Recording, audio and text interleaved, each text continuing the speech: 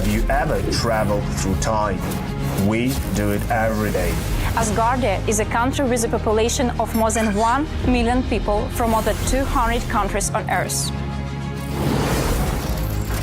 Asgardia gives everyone equal opportunities, no matter what their earthly status is. It is possible to create and live in the future right now. Are you ready?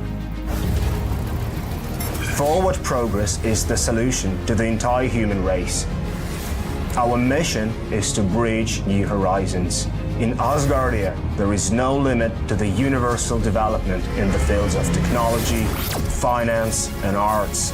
Asgardia is a new space and digital economy which creates opportunities for the global economy. We deliver innovations. Do you want to get on board with us?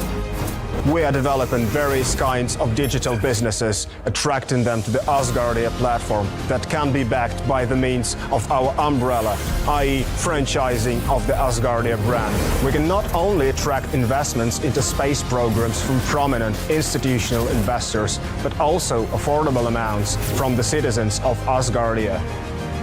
We comprise of more than 1 million people. Asgardia is a chance to realize one's dream. This is a dream-driven space nation. Asgardia is a chance to belong to a community of free-thinking enthusiasts, goal-driven dreamers, and fearless innovators, theorists, and scientists. We are the first space nation. One humanity, one unity. Asgardia. We are creating the future.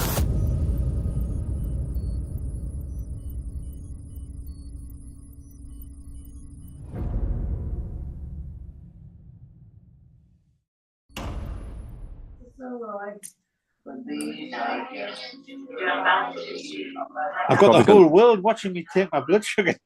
Yeah, it is quite interesting. I think we'll start once you've done that.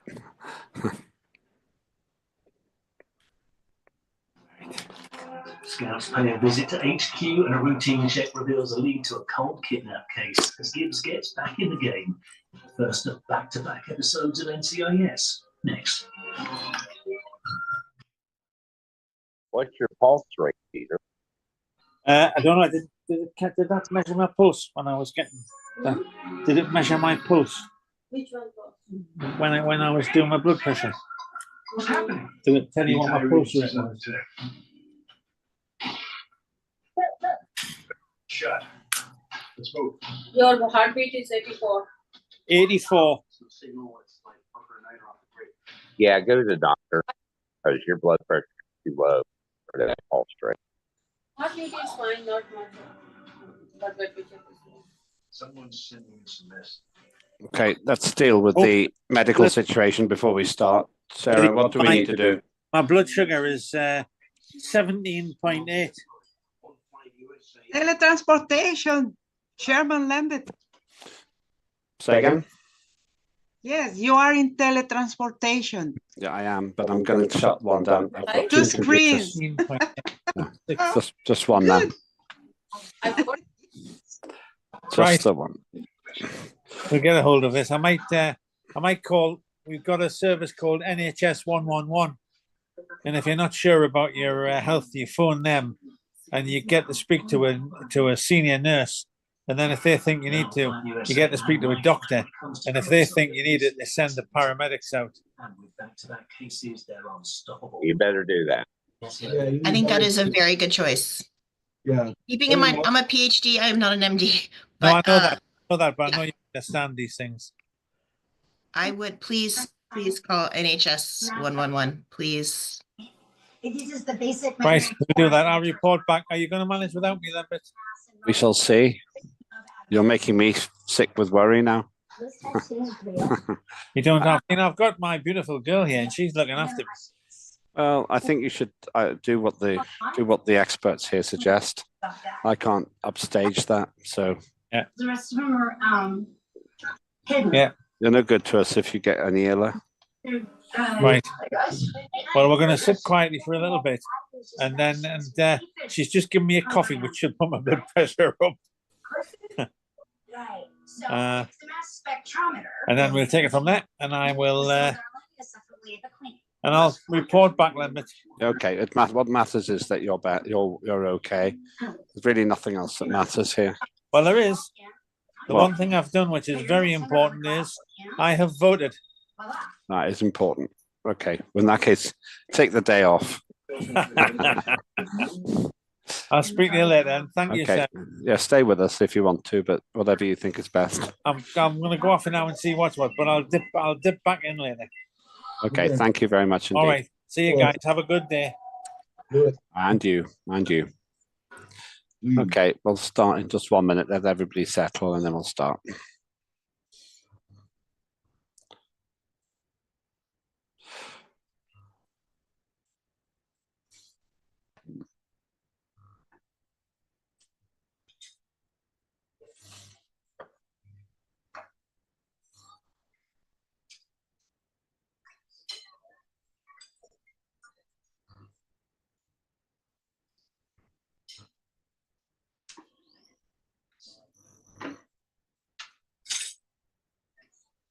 Okay, I think we'll start now.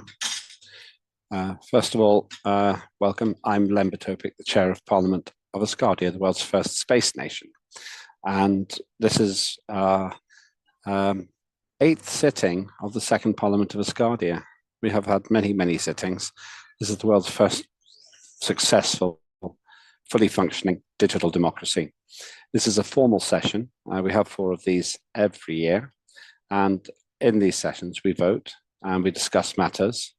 And most importantly of all, we make progress towards our 2 key objectives: the first baby born in space and the first permanent human space habitation. Those are our 2 goals. In order to do that, we have to do a lot of other things first.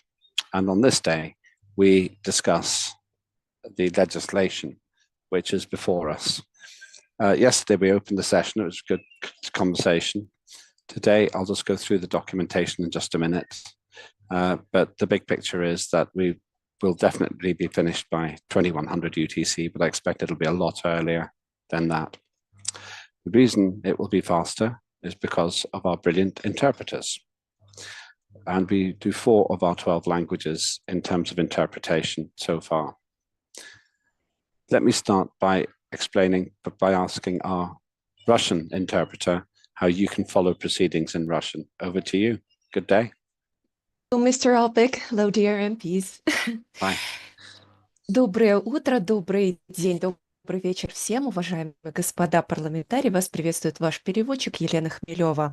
Сегодня, как и обычно, мы встретились с вами на заседании парламента. Это 8-е цифровое заседание парламента. И перевод осуществляется в синхронном режиме на русский, испанский и турецкий. Нет необходимости переключать канал в ходе перевода. Вы уже находитесь в нужной комнате. И также единственное, что можно попросить, это сделать паузы, если вы будете говорить очень быстро, да, если это нам поможет как вашим переводчикам. Спасибо большое и плодотворного вам заседания. Thank you very much indeed. Let's move on to our excellent Spanish interpreter.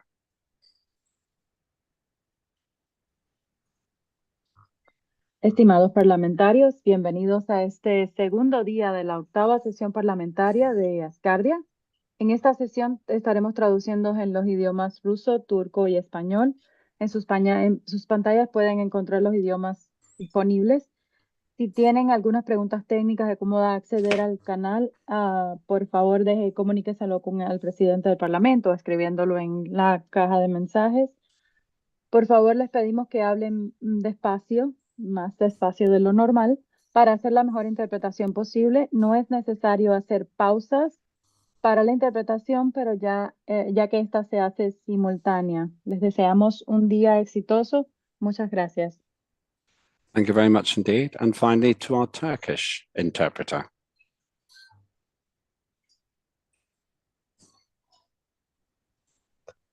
Değerli Asgardia parlamenterleri, Asgardia 2. Parlamentosu'nun 8. oturumuna hoş geldiniz. Oturumların ilk günündeyiz. İkinci günündeyiz. Yine tercümanlarınız Eren ve Alper size Türkçe ve İngilizce eş zamanlı olarak tercüme yapacak. Türkçe tercümeyi Zoom pencerenizin alt kısmındaki küre ikonuna tıklayarak seçebilirsiniz. Söz aldığınızda tercih ettiğiniz dilde konuşmanız yeterli olacaktır. Tercümanlarınız tüm söylediklerinizi diğer dile anında çevirecektir. Hepinize verimli oturumlar dileriz. Thanks very much. Thank you, everybody. Any problems with the interpretation, please let me know. One request, I always say this, and to myself, please speak slowly enough for our interpreters to be able to interpret. If you go too fast, I will get a message, and then I will ask you to slow down. So let's look at what we've done so far and what we will do today. Yesterday, we opened proceedings and we opened the voting. As you heard from Peter, you can vote on everything now, or you can vote as we go along. It's really important that you vote for the quorum, because the quorum determines, or the agenda, because that determines the validity of the session. We need to have 50% of parliamentarians plus one voting. And as long as we have that, then all of the votes count. We also had some other discussions yesterday, including about the excellent LMRG group. That's the Legislative Merit Review Group. Really good organization. Today, we'll be looking at legislation. Couple of points, just to update you, as far as we know, before we go into the legislation, two announcements. Tomorrow we will have great speakers. And the speakers will be about the long-term immersion or isolation experiment. And we've got one of the participants and one of the observers, and they'll be speaking at 1500 UTC tomorrow. The second thing is the Firefly, which lands on Mars, on the moon, will be landing on the 2nd of March at, I think, around, we don't know exactly, but around over 300 Eastern Standard Time, as at 0800 GMT on the 2nd of March. And we will have an event to observe that. More details to follow on that, but that should be very exciting. So let's look at what we're doing today. We're going to be discussing the following legislation. The Asgardia Galactic Prime Directive Act, first reading. The Competition and Fair Trade Act, second reading. The Tax Act, second reading. Contracts Act, second reading. Copyright Act, third reading. And Consumer Protection Act, third reading. We will also have the Government Hour, including a report from Finance Minister Mark Bogan, and also we're going to have our Prime Minister here, who will be making an address. It could be that we'll also have some other ministers. It's always open, and I'm very happy to welcome anybody who would like to speak at our event. And that we will be finished by, very latest, we'll be finished by 2100, but it'll be before then. I think we've got 4 or 5 hours of work to do. So I'm guessing we'll finish between 1700 and 1800 UTC today. That's my guess.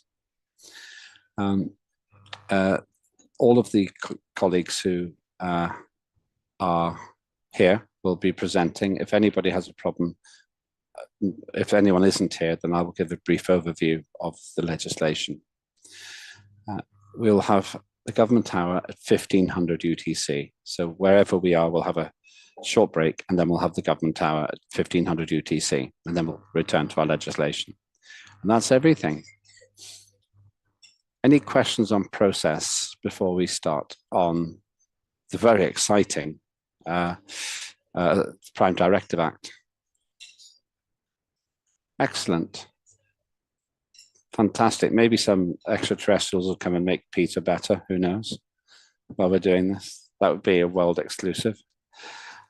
So the context here, the Asgardia Galactic Prime Directive Act talks about something which is fascinating. How would we interact in the event of contact with extraterrestrials, whether they're microbes or more intelligent beings than us? We can only guess what that would be like. but guess we should, because sooner or later it will happen. So let me invite Ferda Inan, who is the creator of this legislation with the team, to address us on our first item of legislation. So over to you, Ferda.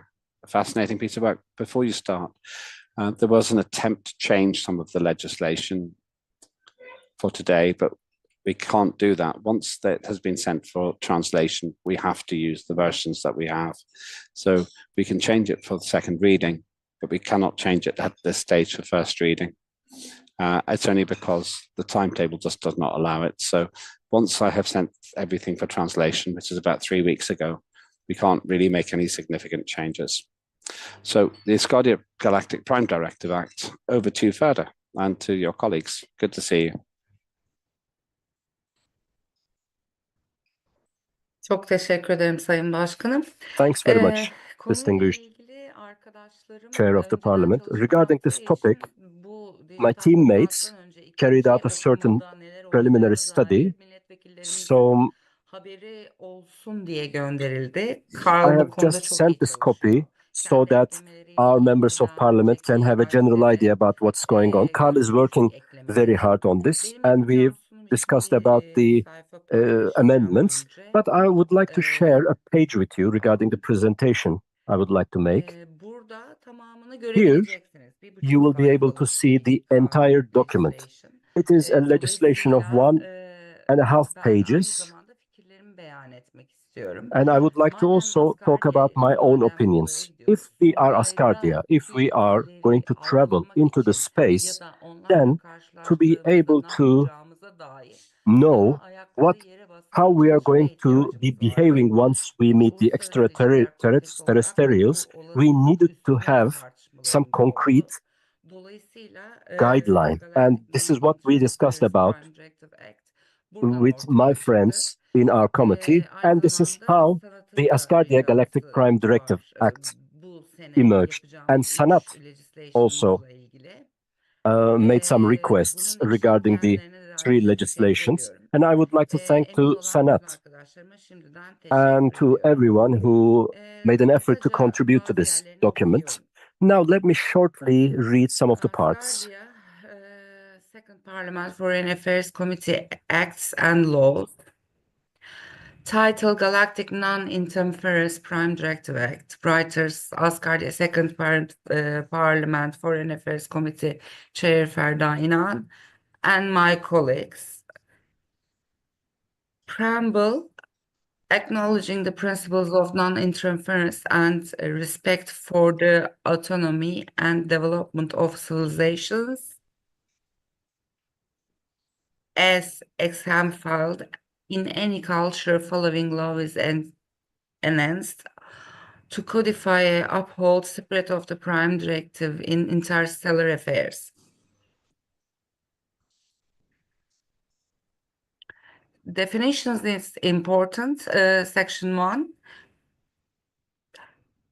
Prime Directive, a guiding principle, humanity philosophy, providing interference with the internal development of alien or interstellar civilizations, particularly those that have not yet achieved interstellar specified capability.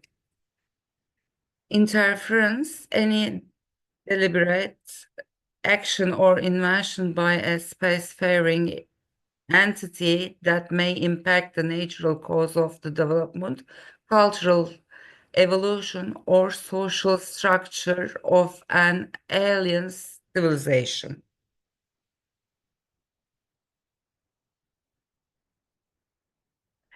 And from now on, this is for the first reading, and we will be approving first drafts,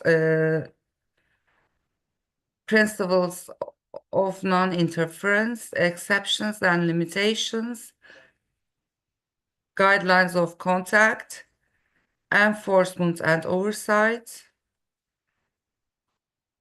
compliance monitoring, penalties, international cooperation. We will be discussing a lot about interstellar diplomacy information sharing, periodic review, and implementation, section 8. This we will be voting for the first draft, but for second draft, this section is changing a lot, so I like to not read it.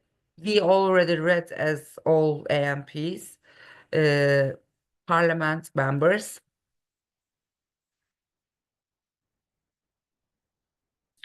So we will vote, I hope yes, for all. I need that. And after that, we will talk about the second draft with LAMRC group and foreign affairs. Thank you very much. Thank you. To be clear, we're voting on the document that has been distributed. Gives you a great view of the whole thing. It's simple, but really important, because sooner or later, one day, I believe we will meet extraterrestrials, life from other planets, or maybe from something else, from a cloud or something. So we need to get this right. Carl, do you want to add anything at this stage?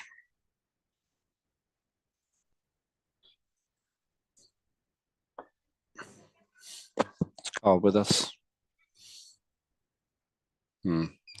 Hello? Hi, Carl. Anything you want to add? You've been very involved with this. Yes, just to add to Ferda's point, like she said, this piece of legislation is undergoing so many developments at this time. There is a much later version of this, but the principles that are here are essentially the basis of that version as well. So for the purpose of first reading, since we are voting on the basic core elements of the law, I would like to urge our fellow parliamentarians to please consider voting for this bill. We definitely understand the weight of and the importance of this piece of legislation. So we really hope for your support. Thank you. Thanks very much. Let's go to Ikeobi. You're next.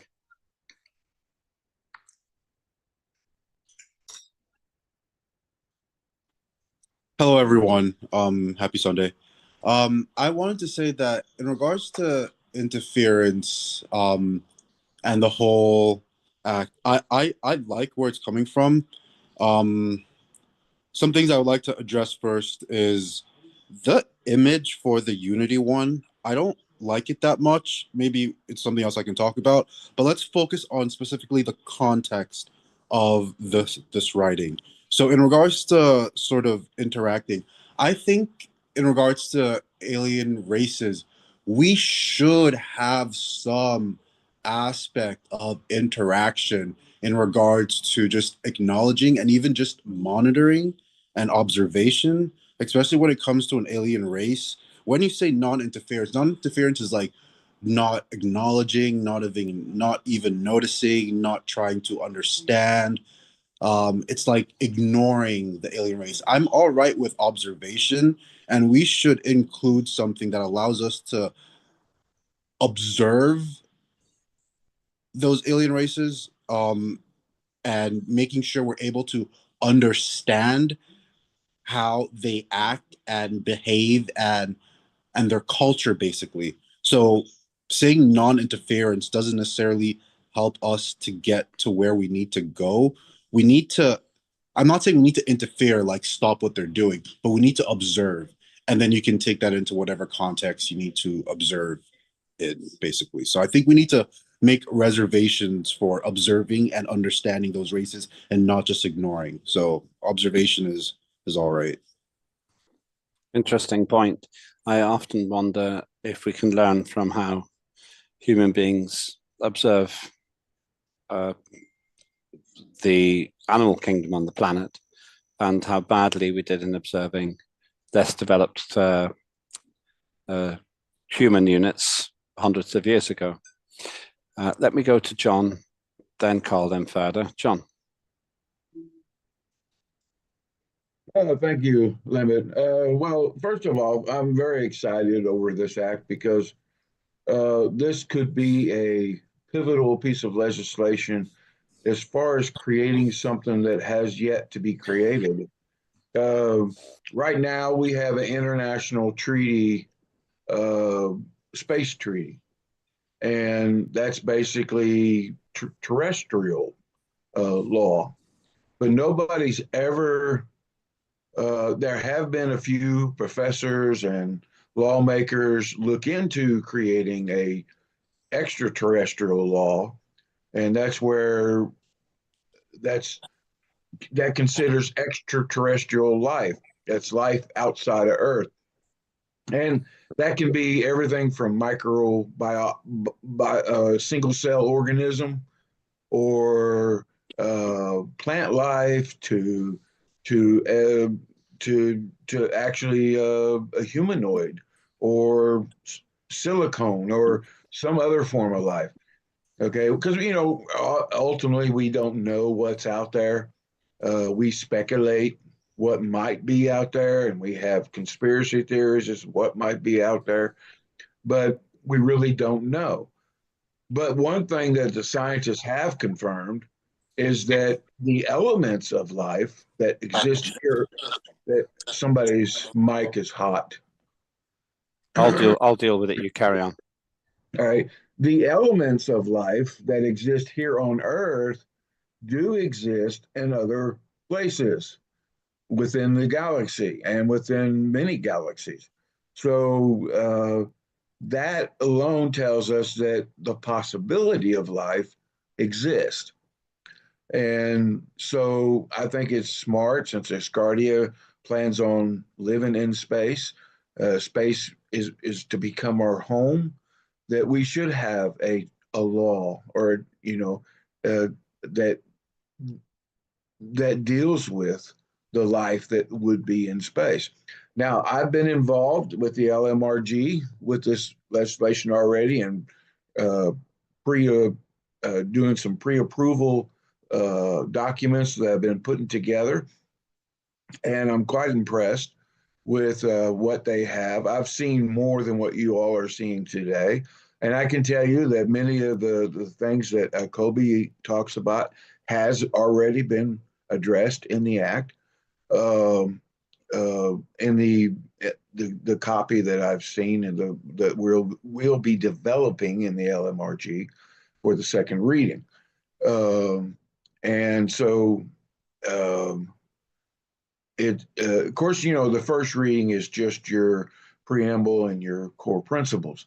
And that should give you enough information to see the direction that we're leaning towards, but it will get way more developed within the LMRG, and there will be many aspects and many connections and networks that you're not seeing here that will be developed during the LMRG.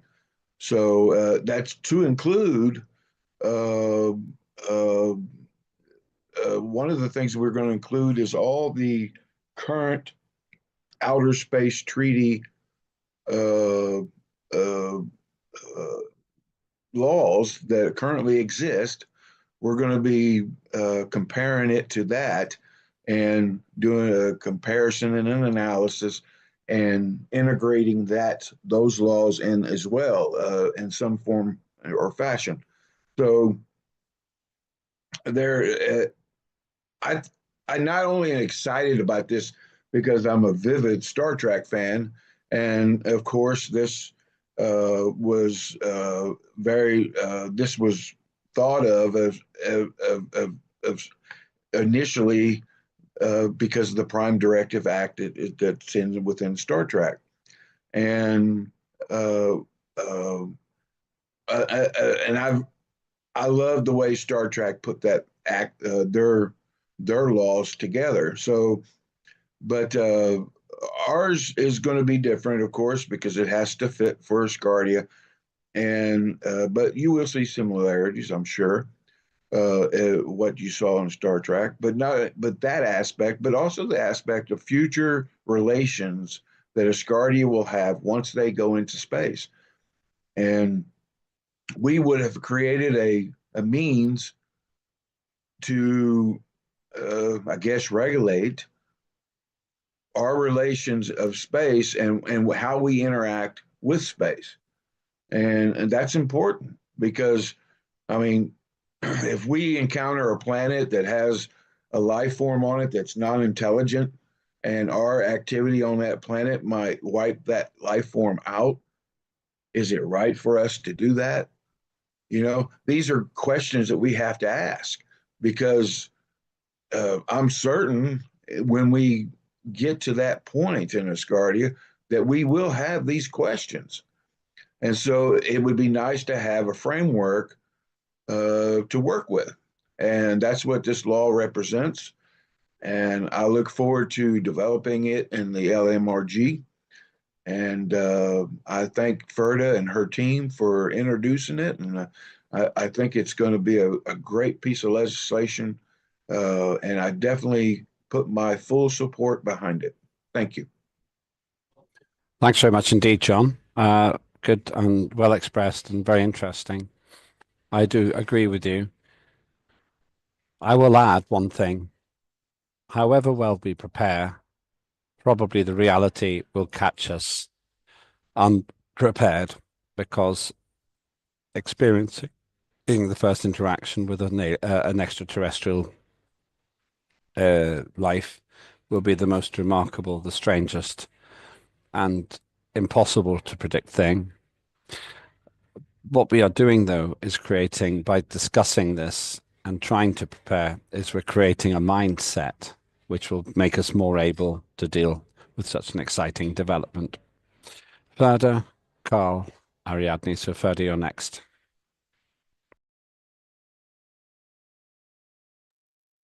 Çok teşekkür ederim ama Carl benden Thanks önce very parmak much. kaldırmıştı. But I İsterseniz think ben Carl alayım. raised his hand before me, so let me take the second floor after Carl.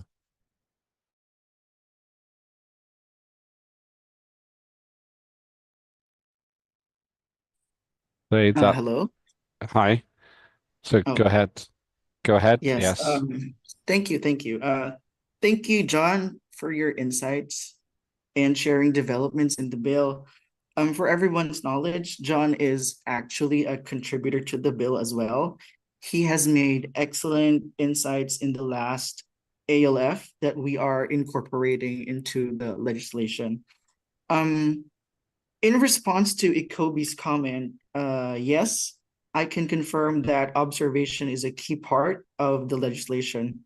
We already have developed protocol guidelines under certain sections of the bill, of the full bill. And as for non-interference, we will have to stick to it as a core principle, but along the way, you will find within the legislation that we are not only considering observation, but also emergency situations in which contact is inevitable or necessary. You will see more technical aspects of this later on, but one thing I have to emphasize is that the Prime Directive Act is a legislation. It is a bill. It does not attempt to be a full handbook or a guideline that details a step-by-step procedure. This is a piece of law, so our job is to provide the guidelines for the creation of such handbook or guidelines or a manual or whatever it is that's going to be much more detailed in the future. Thank you. Thank you. Ferda, did you want to add anything to that before we go to Ariadne? Çok fazla şey var aslına There are a lot of bakarsanız. Hepsine katılıyorum things ama that I would like to point out. I agree with all of them, but I would like to add a couple of Öncelikli olarak points. bu First of all, bu zamanda parlamentoya sunmamın sebebi üstünde çok the uzun süre reason why çalışacağız. Ben we eklerim decided lütfen. to present this to the parliament right now, because we have been working on this for a very long time. And secondly, we had to have a legal basis so that we can continue with the necessary technologies to establish contact, because we need a lot of advancements.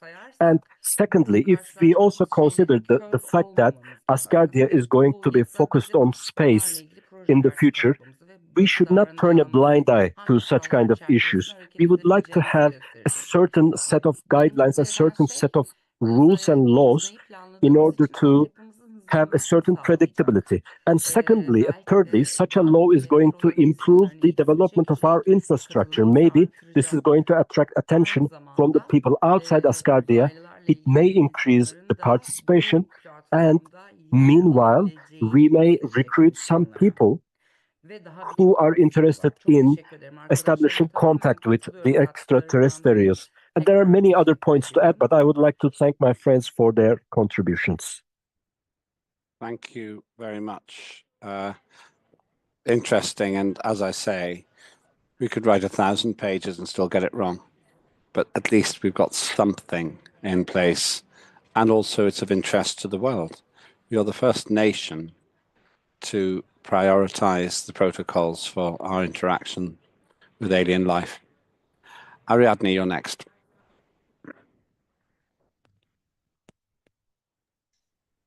Bien, no voy a mover mi micrófono para que no se mueva nada. I won't move my microphone, so nothing moves. There's a critical thinking in the world. It is really interesting because in movies that I have been watching, one of them is one girl is in a soccer field. And she says we're always fighting. We notice that countries are fighting. We are fighting amongst each other, our brothers, but I'm going to tell you of a success that united us, and we did not expect that, and we saw that how small we are, and it is about the coming of the extraterrestrial life.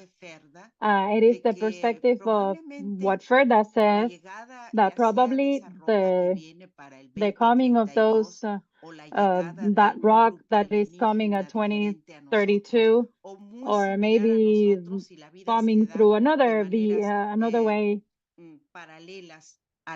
or thinking parallel thinking to our thinking. The world is going to change.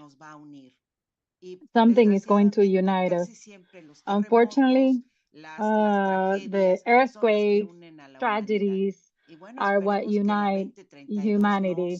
But maybe the 2032 tragedy is not, or change is not gonna be a change in the humanity. But we have been contemplating it in movies and books of science fiction.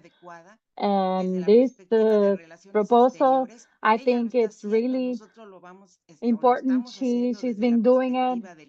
We are doing it in the perspective of the science committee. And I think all of this is going to unite to the philosophy of Asgardia. That is all. Congratulations, Ferda. Thank you very much indeed. But Ariadne, Ikeobi again. Hello, everyone. I do agree. There are some requirements that particular act needs to sort of fulfill, but the robust overview in regards to sort of the core concepts of what we're trying to get to is there. But I think just not just allowing it to be implied, but specifically observation is very important, is understanding, because not interacting could be threatening. I can't describe it, but just saying non-interaction might be threatening to the alien race. So it's not like a concept that we can sort of fathom. So when we fathom a concept of, let's say, interaction or something like that, I think we should make it more like, we should change the concept of non-interaction to more like understanding, just knowing, just accepting their knowledge and saying how that converts into how we want to represent ourselves. So saying something about observation, understanding where they're coming from, and trying to protect ourselves at the same time. And including that in the writing is sort of the direction I'd like to go, and just making sure that everyone is, I wouldn't say comfortable, but I would say the species or celestial bodies or whatever alien race is, I would say, able to not interact, but understand our cultures and our beliefs as well. So just making a reservation and including observation and understanding, or I could just say understanding in the language would help. But that's where I feel for now. And when I see something more in that aspect, I'd like to proceed. But yes, I liked it. I liked it. Thank you very much indeed. Let's move on to Sarah, who may get some medical insights when we meet extraterrestrials. Do they use pastas? Have they got Savlon? What happens when they have a cough? Anyway, carry on. Well, I hope there's someone far more knowledgeable than myself that can take the reins when that happens. You may be it. You may be it. Well, it's a little scary.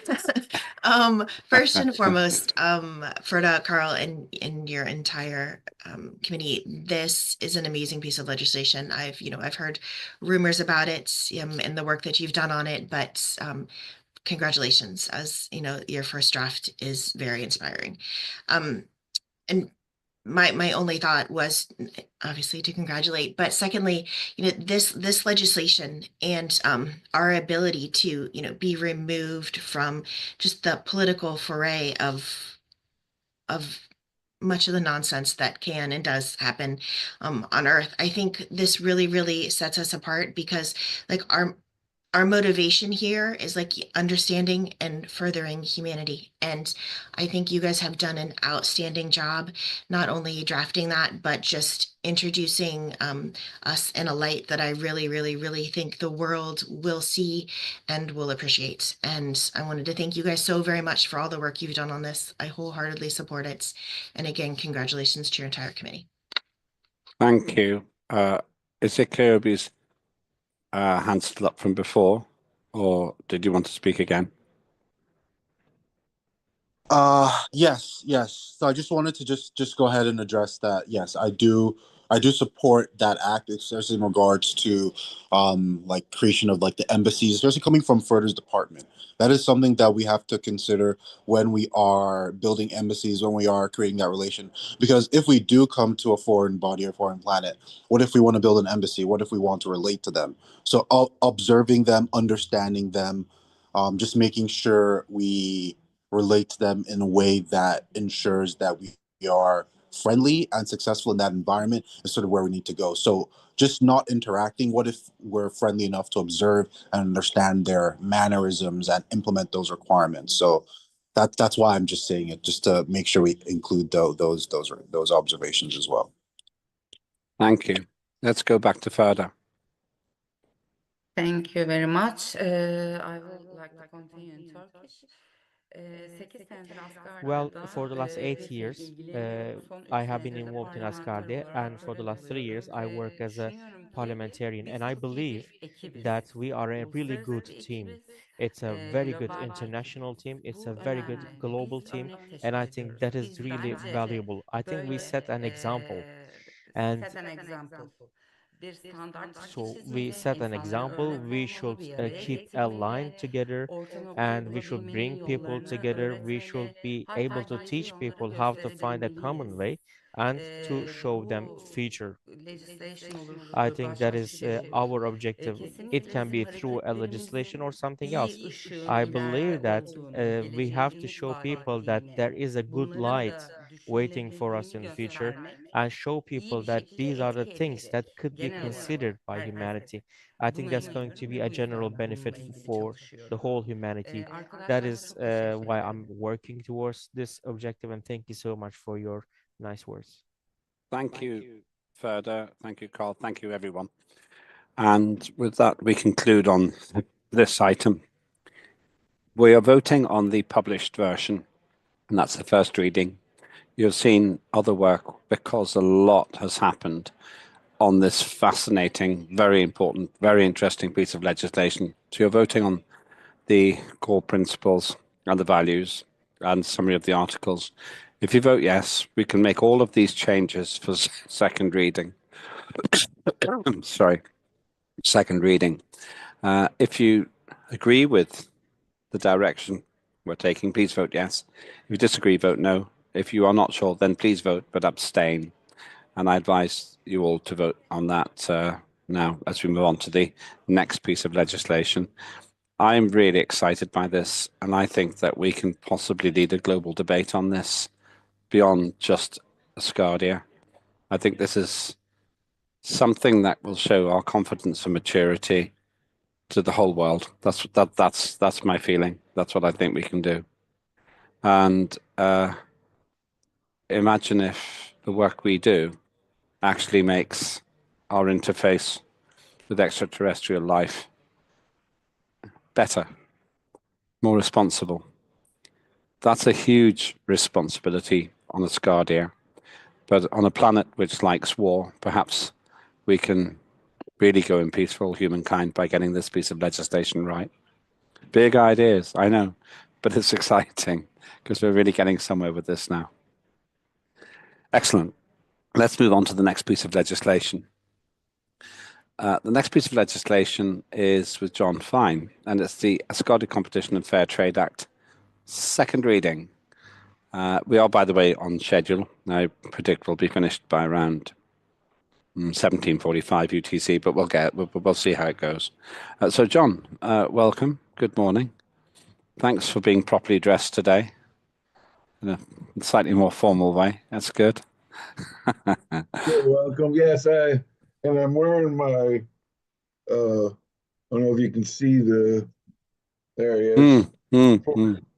For the moon landing of the star, was it Starfly or Firefly? Firefly moon landing, and that'll be coming up soon. And I'm very excited because Asgardia will be permanently enshrined on the moon, the essence of Asgardia, and that is very exciting. I also have some digital information of me and my family that will be on that trip as well.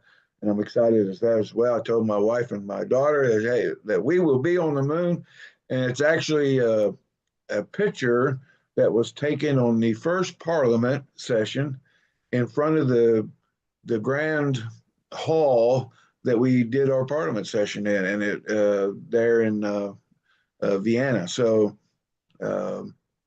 yeah, I'm very excited over that mission. Well, remember that there are two. There's the first one is, as you say, Asgardia paraphernalia and national symbols. The second one will be a bit of us, and that'll be later on in the year.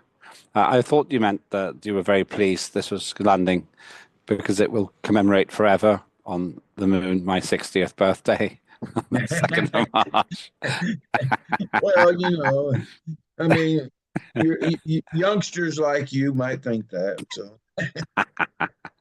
Anyway, I interrupted you. Carry on, John. Yeah, I didn't realize I was older than you. How dare you? Yeah. How dare you? Yeah, I mean, it's that great white hair of yours just makes you look so. I started going grey when I was 12 years old. Oh my! Yeah, oh my. I did. Yeah. So, but anyway, go on. All right. Well, you can make one more facetious comment, and then we need to move on. Yeah. Anyway, over to you, John, to use your time as you wish. Of course, we're talking about the Asgardia competition. And you remembered. Well done, old man. Fair Trade Act. This act is a very important piece of legislation because it ties all the acts that's within the trade and commerce realm together in one unifying document. It's also much larger than the other documents because it's what you would call a comprehensive law. It's not a framework law. It's a comprehensive law. All of the details that are not brought out in a framework law need to be brought out in a partner law to that original law. And we have several of those partner laws with you all today. The Contracts Act is one. The Copyright Act is one. Those are partnered off of framework laws that have already been passed and made into law. And of course, this is one as well. So that element, that comprehensive element, needs to be addressed at one point in a law's life. So, and we have chosen this point for the trade and commerce legislative umbrella, and it's been a lot of fun developing it in the LMRG. We had a lot of input from various people, and contributions, and I just want to extend a very big thanks to all those who did contribute to the act during the LMRG. I think that we have come up with something very comprehensive and something very doable and practical for Asgardia. So I'll go over a summary of that, what we came up with. I would go over the whole act, but it's a little too long for that.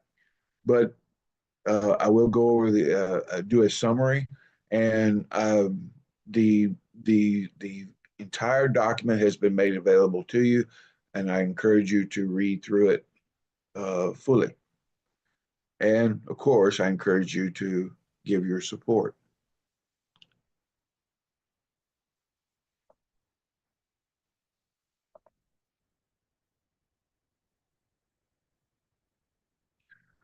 Introducing the Asgardia Competition Fair Trade Act. In summary, this will be off the edition 21 December 2024. John, just checking, are we meant to be seeing anything at the moment? Often you have a presentation. If you haven't, that's fine. Oh, I'm sorry. I didn't share my screen. That's kind of rude of me, isn't it? It's your age. It's I'm telling you, it's that age. Yes. Yeah, you got me back. Oh my! I set myself up for that one. Order is restored. Okay, now you should be seeing something. Yes, we do now. Yeah, great. Minimize on this.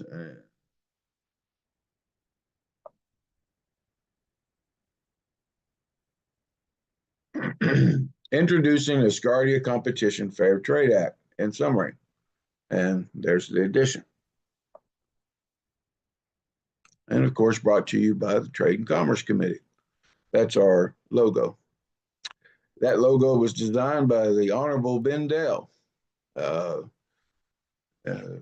person who we truly miss in Parliament. He was a great member of Parliament, and he's also my minister, and he does an awesome job.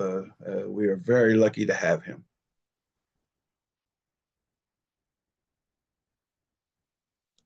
The Asgardia Competition Fair Trade Act establishes a thorough legislative framework aimed at fostering fair competition and curbing anti-competitive practices in both domestic and international markets. Its goal is to safeguard consumers from unethical business tactics and to ensure equitable competition by banning monopolies, price fixing, unfair mergers, and other anti-competitive behaviors.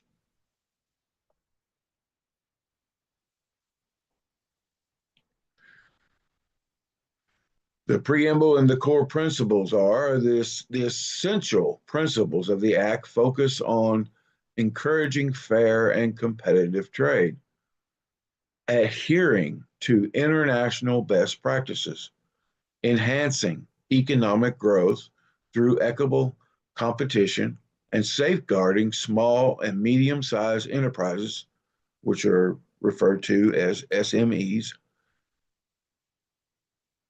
and it aligns with United Nations guidelines and global standards to reinforce its international coherence.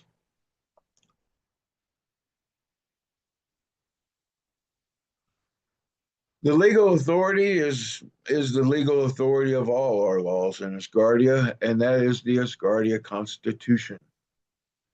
And that authority guaranteeing consistency with the core values of Asgardia society.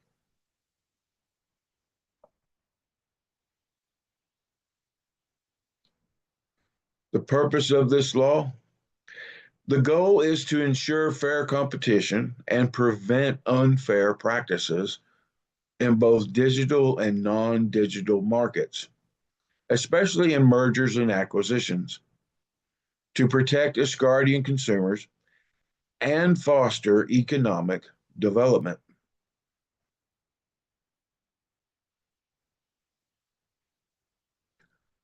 And like Fergus says, definitions are very important.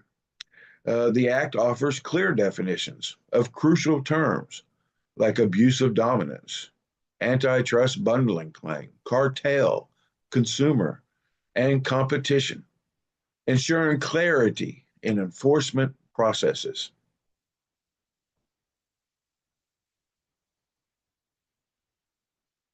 In the obstructive agreement and arrangements article, the Act forbids agreements among competing companies that involve setting prices, colluding in tenders, dividing markets, and other actions that limit competition.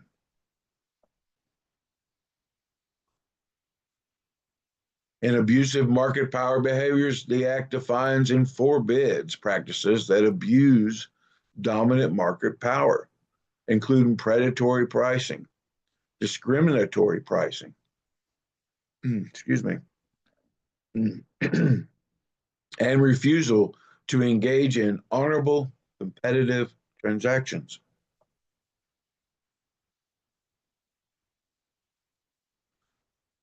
In notifications, enterprises must notify the Trade Investing Authority, the TIA, of business practices that fall within specified articles, providing comprehensive details as requested.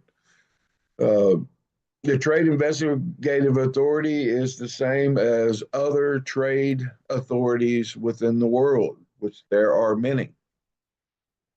And therefore, Asgardia would need such an authority as well in order to do their job properly within the trade and commerce realm.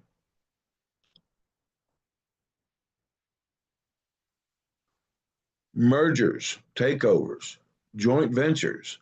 The Act requires notification and potential prohibition of mergers, takeovers, and joint ventures that could lead to excessive market power or reduced competition. And fair trade. I should have added that in there too. But competition is not just the importance of it, but the fairness of the trade is very important as well.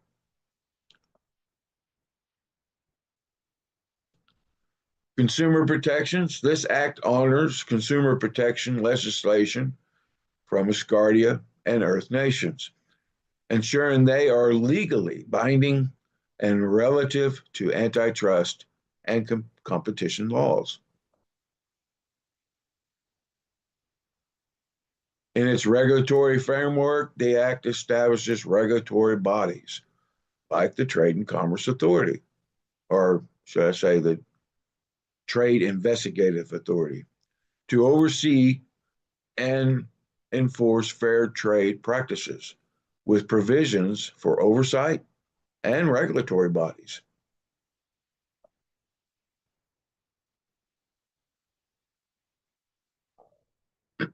Sanctions and tariffs. Sanctions or tariffs can be imposed for violations of the Act, non-compliance with TIA decisions, or providing false information.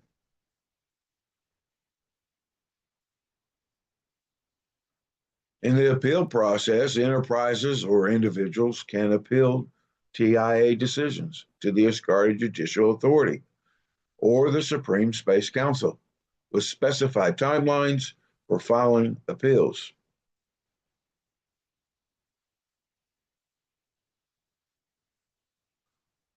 And of course, we have our digital ecosystems that are very important, especially for Asgardia since we are a digital nation. The Act addresses digital ecosystems, ensuring they adhere to fair competition principles and protect privacy and human rights.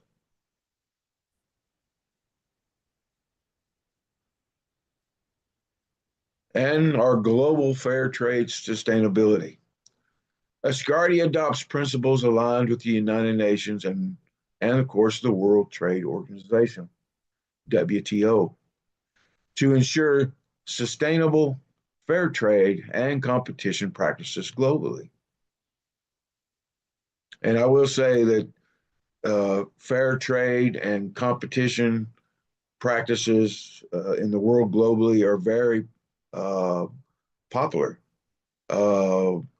Actually, one of the first countries to introduce fair trade and competition laws was UK, or heavily introduced those to the world.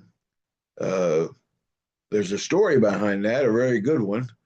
It involved the royal family and some things that happened where actually the royal family got misrepresentation in fair trade and competition, and it was their involvement that caused these laws for UK to start these laws in a more global fashion. So that was actually the start of it. Recognized. It goes all the way back to the Roman days. Fair trade and competition laws date all the way back into the Roman days. But where it was done the heaviest and where it started to interact with global relations was its interaction during a squabble between the royal family and some practices that had happened to them. So yeah, it's very interesting when I was looking up the history of fair trade and competition laws. I enjoyed reading the stories behind it. This act serves as the essential foundation for all trade and commerce acts, creating the framework necessary for Asgardia's trade and commerce activities. It equips Asgardia with the required legal tools to promote fair and responsible trade, fostering a successful business and trading hub. That hub at www.asgardia.trade symbolizes our entry point to a dynamic economic force, which can be fully achieved when both Asgardians and Earthlings engage with it as intended. And I will say that www.asgardia.trade is a site you need to remember if you plan to do any kind of business, or you plan to or you have a business ideal, and or you have a business that you want to Asgardians to engage in within Asgardia, then that's the website you would go to and register your business entity within that website. Okay, that's your window into Asgardia as far as business relations. And this is for Asgardians and non-Asgardians alike.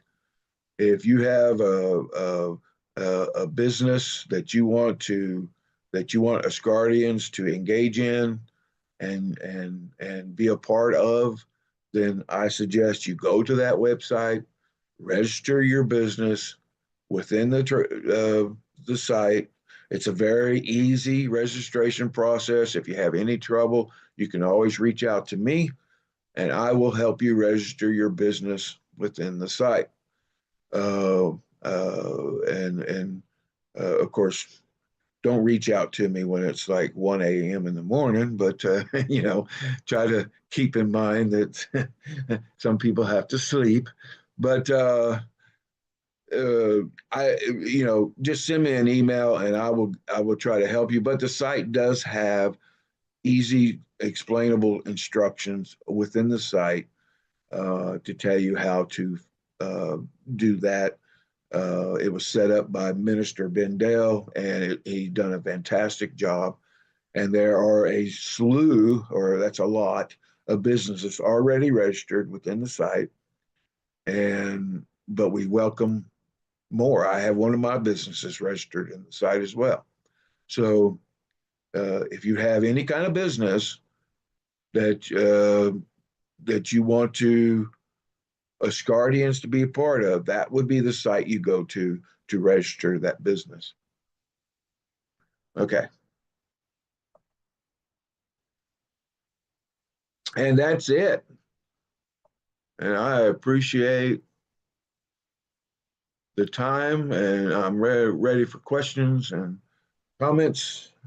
And Chair, I thank you for the time to present my act. You're most welcome, and I thank you for all the work you do for Asgardia, above and beyond the call of duty. You're one of the great stars of our society. Any questions or comments about John's fairly comprehensive summary of the project?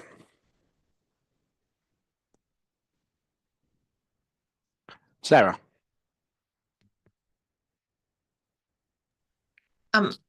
For those of you who have also read the entire legislation, I think Linda dropped it to us earlier in the week. It's I was just very impressed by the depth and the breadth of the legislation, and how just the effort that the committee has clearly made to really make sure that it not only promotes Asgardian, but also protects the citizens, and I think that the law just does a really, really good job. I was very impressed when I read it. So congratulations to you and your committee. You have my support. Thank you. Praise indeed. Akeobi. Hello, everyone. So I wanted to ask a brief question to John Fine. The Trade and Commerce Act, is it mandatory to conduct business in Asgardia to sign up for the Trade and Commerce Act?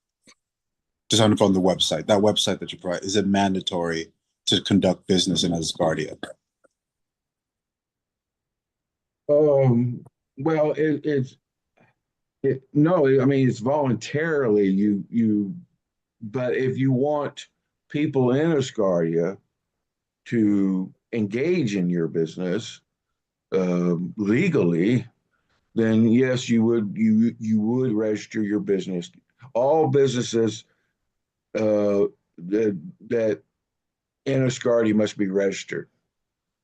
If you want it to be an Asgardian business that Asgardians can legally go in and be a part of, then yes, you need to go register. But it's voluntary. You don't have to do anything. It's actually a way for you to get more exposure. If you have a business, it's a way for you to get more exposure, because now it's available to the 1.1 whatever million Asgardians that are in Asgardia. So it's definitely a good thing. It doesn't.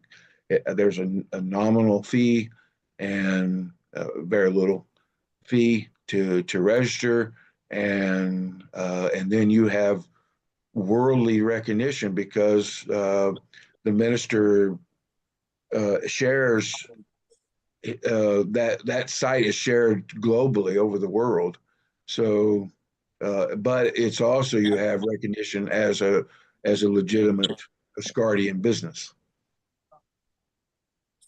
Thank you, John. Go on, Kirby. Yes, I definitely do think it is relevant for people to sign up to become legal Asgardian businesses, but I don't think it should be a legal requirement for people not to be able to utilize that business because it doesn't coincide with sort of current practices and treaties and such. So the business could show up in a different manner.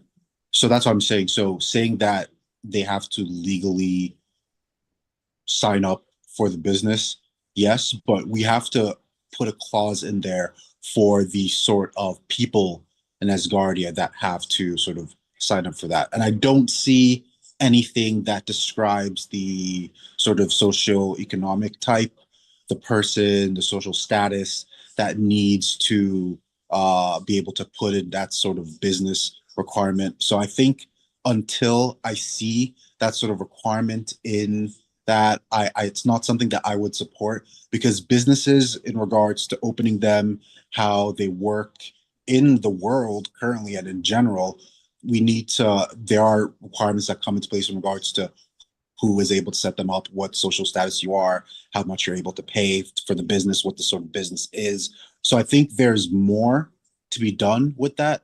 And I don't think we can go ahead and legally bind people who will be visiting Asgardia to those requirements if that is not true. So I think No, that's something we need to consider. I think you're misunderstanding. Okay, and also the process of that has already been made law in the Trade and Commerce, the original ACE Act.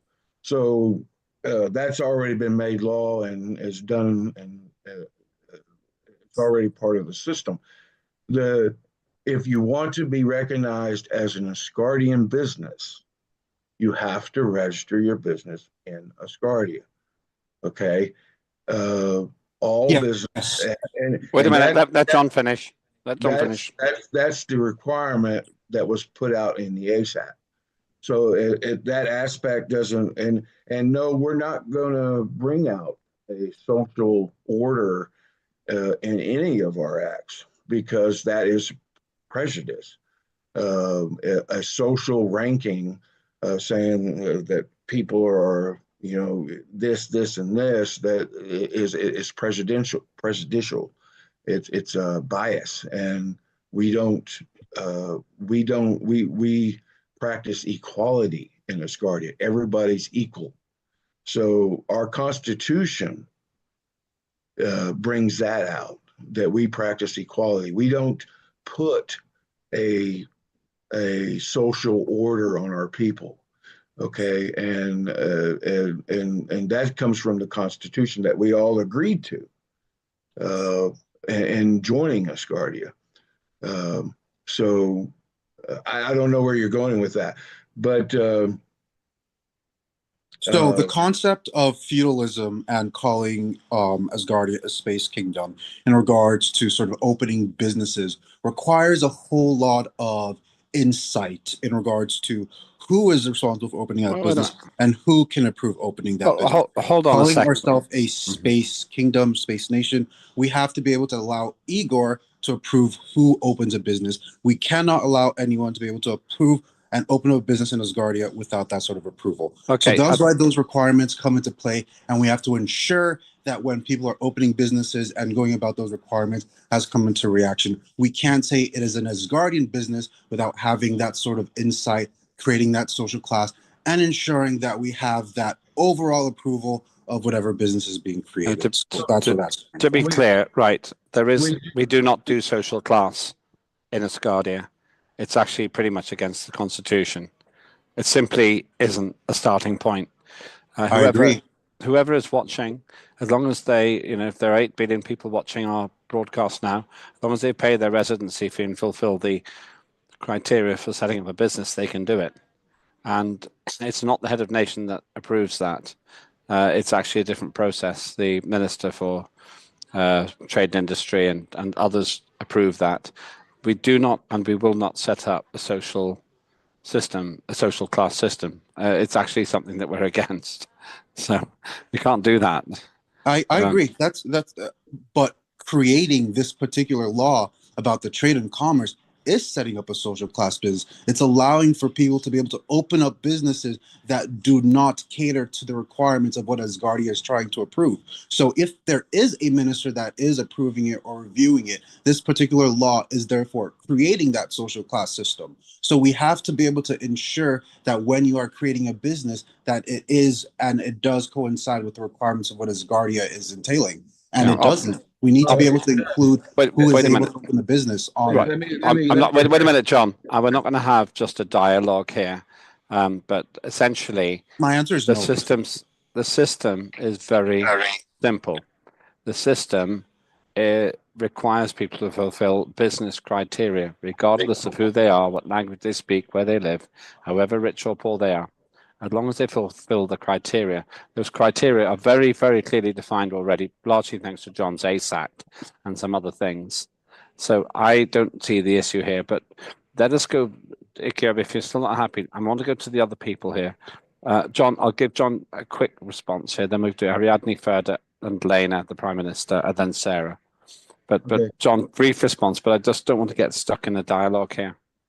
Right. And I want to tell them that approval is there because the HON, down to the Prime Minister and down to the last Parliament member, are all go through the legal process of that. For instance, the ACE Act. They all went through that process. The HON gave his blessing over the ACE Act with a decree, and he read it.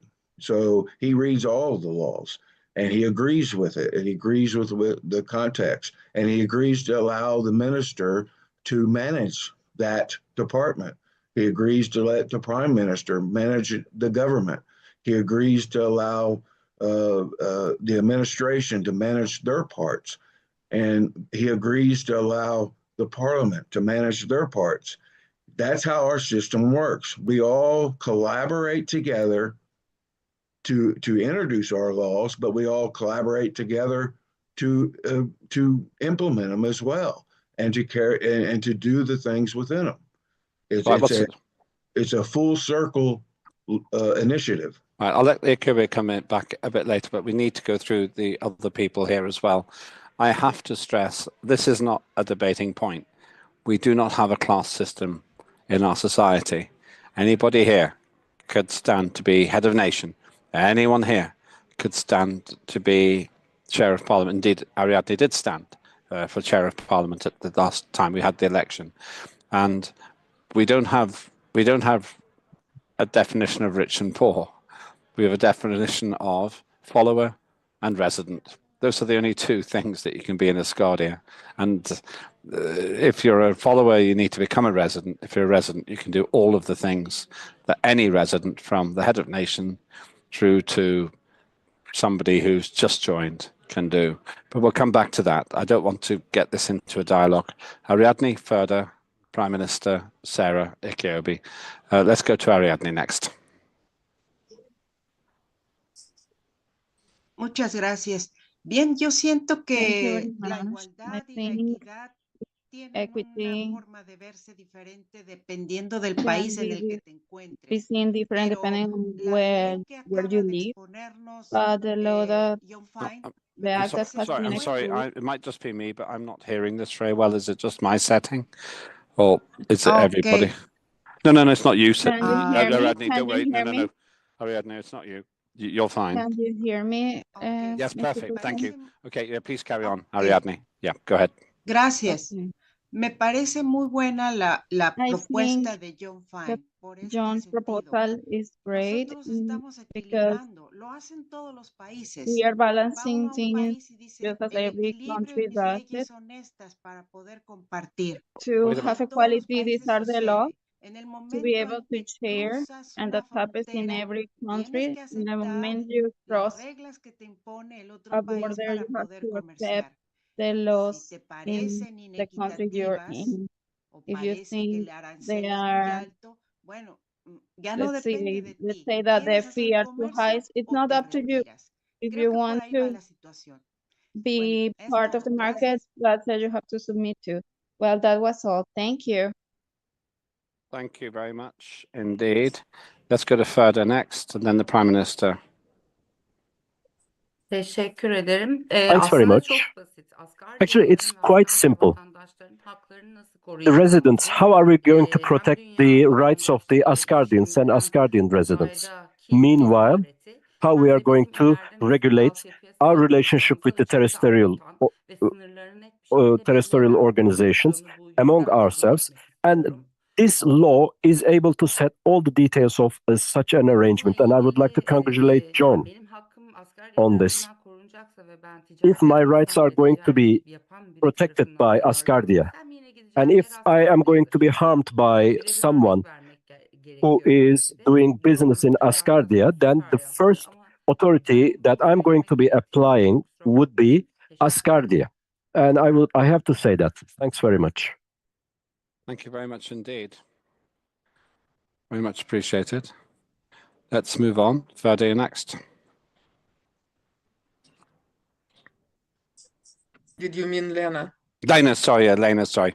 I was looking at her hand, but staring at you, Okay. Prime Minister. My apologies. Lena. Okay, hello everyone.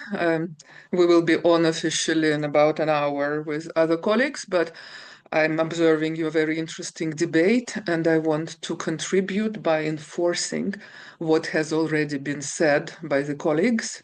So first of all, everything done in Asgardia is done in line with the Constitution. The Constitution defines the core values of Asgardia. The head of nation is the guardian of the Constitution and of the core values. And then all the processes are followed in line with the Act on Acts, which defines the operation of Parliament. So one thing I want to stress even more forcefully than John already stated it. I fully support what John said, but I want to reinforce it, that the procedural process is such that after a document, an act passed through 3 readings, it is sent officially as part of the parliamentary sitting report to administration by the chair of parliament, and there the head of administration reviews and attaches his opinion. I know this because I used to be the head of administration, so I was part of that process. That's why I know it in every detail. So that letter with the head of administration goes to the head of nation, stating that I have indeed reviewed and I confirm that the parliament reported having passed the 3rd reading of an act, and I recommend it for a decree to be enacted by the head of nation. So all the laws which have been passed to date and enacted by the decree of the head of nation, they are in development, in expansion, in detailization of the constitution of Asgardia. So the document which is now being presented by John is logically following in the footsteps of what already has been done. And I want to take this chance now, I would have said it otherwise later, to compliment John on the excellent progress he achieved over the last quarter, since the last sitting, where he was given this responsibility. So again, my big round of digital applause to John, because he really stepped in and took the lead and outperformed himself. So, John, you don't stop surprising me in the most wonderful meaning of the word. My compliments. And so we finally have solved all the shortcomings we had in communication in the past. Mark Beer, the Minister of Justice, is fully involved. I believe John is pleased also with how the communication proceeds. So we have taken up all the previous inputs. We have had another look at new review cycle. I'm hearing from Mark that he is very satisfied with how the process is going now. So from the side of the government, I want to state for the record and for everybody in the session and who is watching us that I can confirm that all the processes are followed to the letter and to the spirit of what was defined at the onset of Asgardia. That's one thing. So challenging the processes, okay, it's what debate is about. You're the parliament, you debate. It's a good mental exercise always. But I would caution everyone from pushing things in various random directions for the sake of pushing it. Because what I'm sorry to say, Kyobi, I have a feeling that you are not so familiar with the legislation already passed, because some remarks you are making to me indicate the lack of knowledge about the acts already enacted and applicable in the system. So the way Asgardia.trade operates is fully in line with the intended structure and with the legislation and operational documents already passed. One other thing I want to caution everyone against, from our joint experience, we all know that for the sake of doing as much and as good as possible immediately, we made these mistakes together in the past. I'm part of making these mistakes, that we tried to include into a legislative proposal some good ideas, but they were operational level ideas. Operational plans and checklists and procedures, they are very important and very useful things, but they are different layer of documentation. They are not legislation. In this discussion, I'm hearing that also some procedures are being mentioned, how people or companies can get engaged. It's important, but and you can debate it. It's none of my business what you guys debate. But it's not part of a legislation. Discussing what is the procedure, how to enter a relationship, what to do to become a business in Asgardia, while it can be debated, of course, for the general mental exercise purposes, it's in no way related to being part of a legislation. At best, a legislation can refer to that the necessary operational procedures will be deliberated in respective such and such documents under responsibility of the Ministry of Trade and Commerce. It's an example, it can be better worded. So I'm hearing things which worry me because we have been through this in the first parliament. We have learned through our joint experience how to do better. And I would like to suggest that we avoid rerunning the same learning curve, because the conclusion will be the same anyway, but it would be more intelligent of us to learn from our own experiences and our normal learning curve mistakes. So I want again to encourage everyone to stick to what we have and what works brilliantly, because we have very reliable, very well thought through constitution. I would afford myself to remind those who were not with us in 2017, 2018, that it was an international team who developed that legislation and who grounded it in the most advanced way of thinking about the constitutional approach.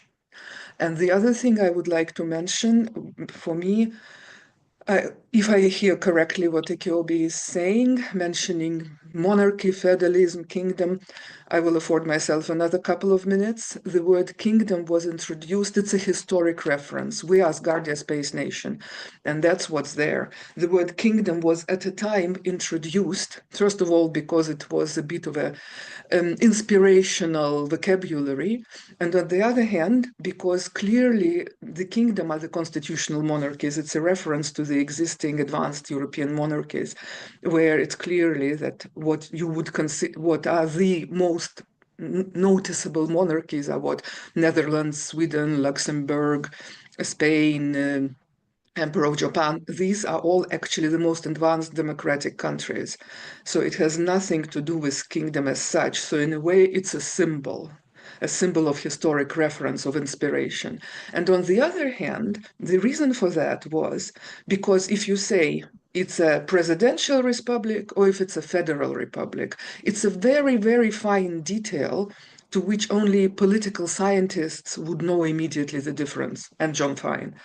And but if you today at the onset establish one form or another form, it will settle in and it will require a lot of attention to this detail. And then you might discover 3 years down the road that a little bit different detail might make a benefit. So the thinking in 2015, 2016, when it was being contemplated, was that by calling it a kingdom, it gives actually a big segment for evolution in a thoughtful way, because by working for 5 to 10 years, by seeing how the democratic system really evolves, we will conclude that it's actually a presidential republic or federal republic or whatever republic. I'm not a political scientist, but actually this way or that way of the build-up of the state would be the most beneficial to Asgardia, the way it naturally progresses.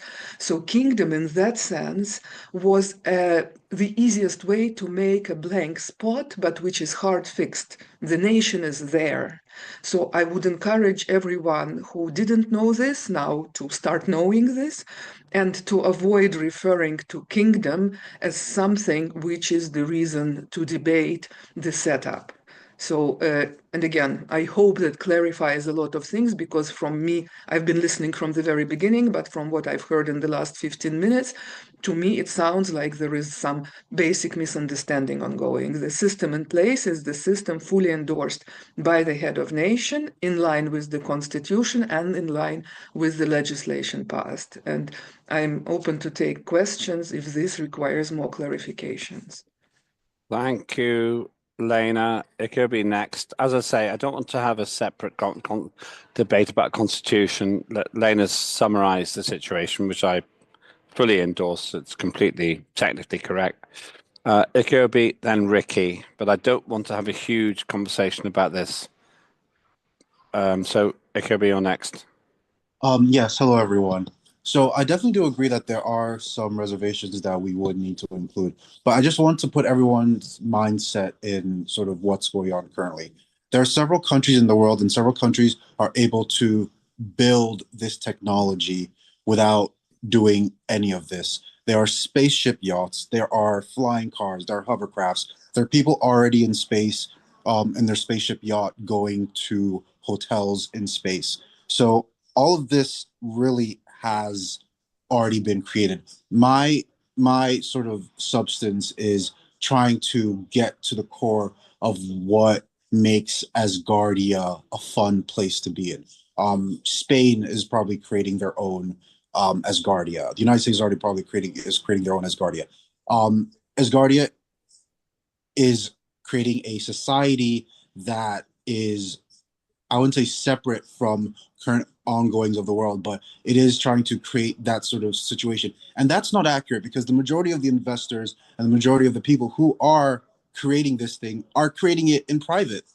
So you are a public nation allowing people to contribute those particular requirements, and saying that people are allowed to maneuver those particular requirements in that manner doesn't allow us to create that sense of ownership. So that's what I'd like to address. So making sure that there is some recognition from my country and from other people, allowing people to open those businesses, is where I'm coming from. So if there is a business that wants to be opened, we will need to approve that business before it's opened, and that's sort of where that comes from, especially if we are creating a space nation, because there are several other countries and several other systems that are already set up just like that. So that's basically it.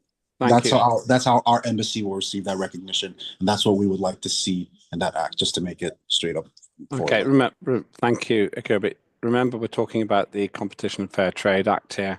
Yes. And we need to, I'm going to judge that we're being quite, I'm very generous with where we go, because we normally have the time, and we do today. And it's interesting as well. But I just think we need to remember that we're actually looking at the second reading of the Competition Fair Trade Act, and the points you're making are valid in terms of you're entitled to make. Ricky, you're next. Yes, thank you. Lena, excellent explanation. Very good. I agree with you. John, I understand what it is you're doing, and I agree with your the act that you're working on and how it's set up. Basically, it's to protect Asgardians and the businesses that set up within Asgardia, so that both sides have an expectation of what it's going to be. as far as business. Uh, it doesn't preclude any Asgardian from doing business with anybody outside of the Asgardian economic system, nor does it prevent non-Asgardian from doing business within Asgardia. I think that's one point that's being missed. Anybody can go to Asgardia Trade, and if there's a business there that they want to do conduct business with, they can do it. Doesn't matter who they are, because it's open to the world. So, but what John is putting together actually protects people who are doing business within Asgardia, and it protects the people who want to do trade and business with those businesses listed in Asgardia, because there's different criteria they're going to have to abide by, particularly with cyber and how that's going to be set up.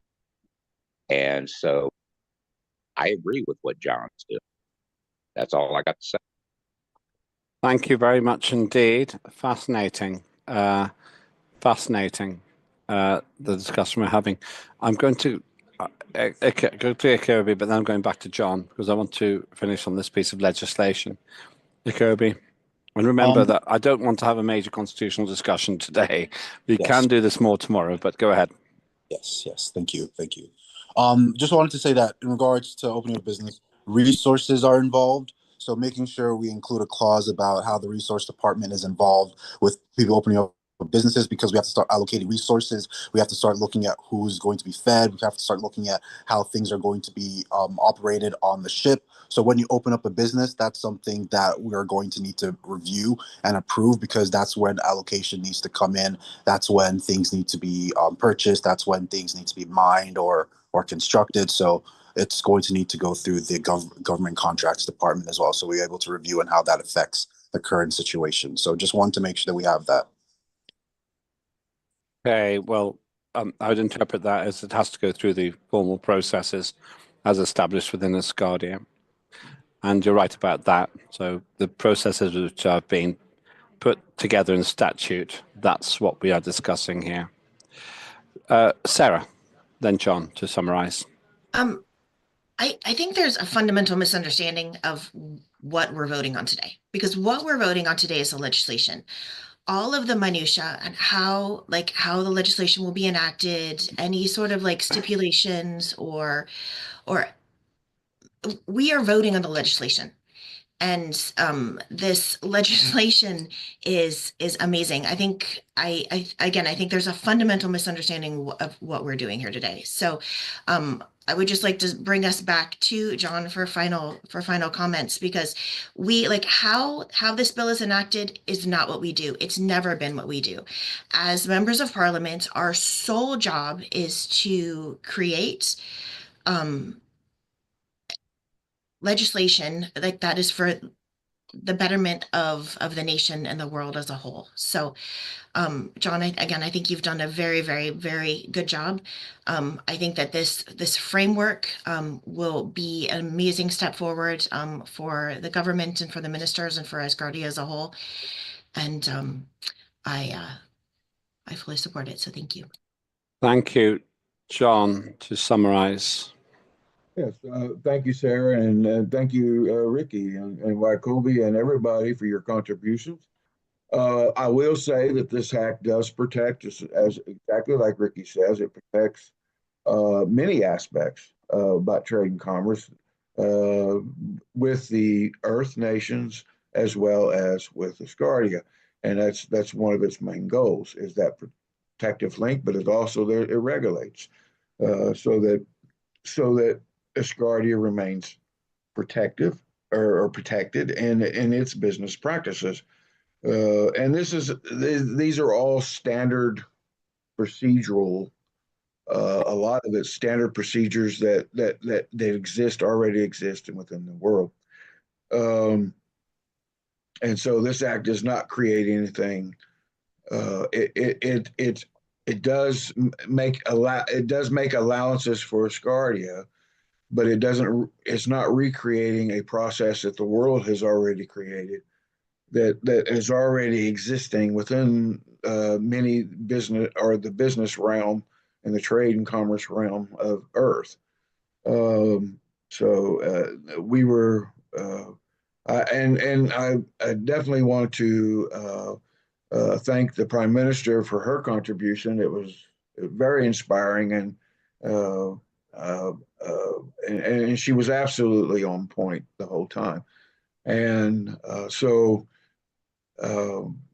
I thank everybody that I believe that the LMRG has come up, and I will say that Mark Beer was a major contributor to this act, and his leadership was welcomed and admired during the whole process. So a very, very smart man.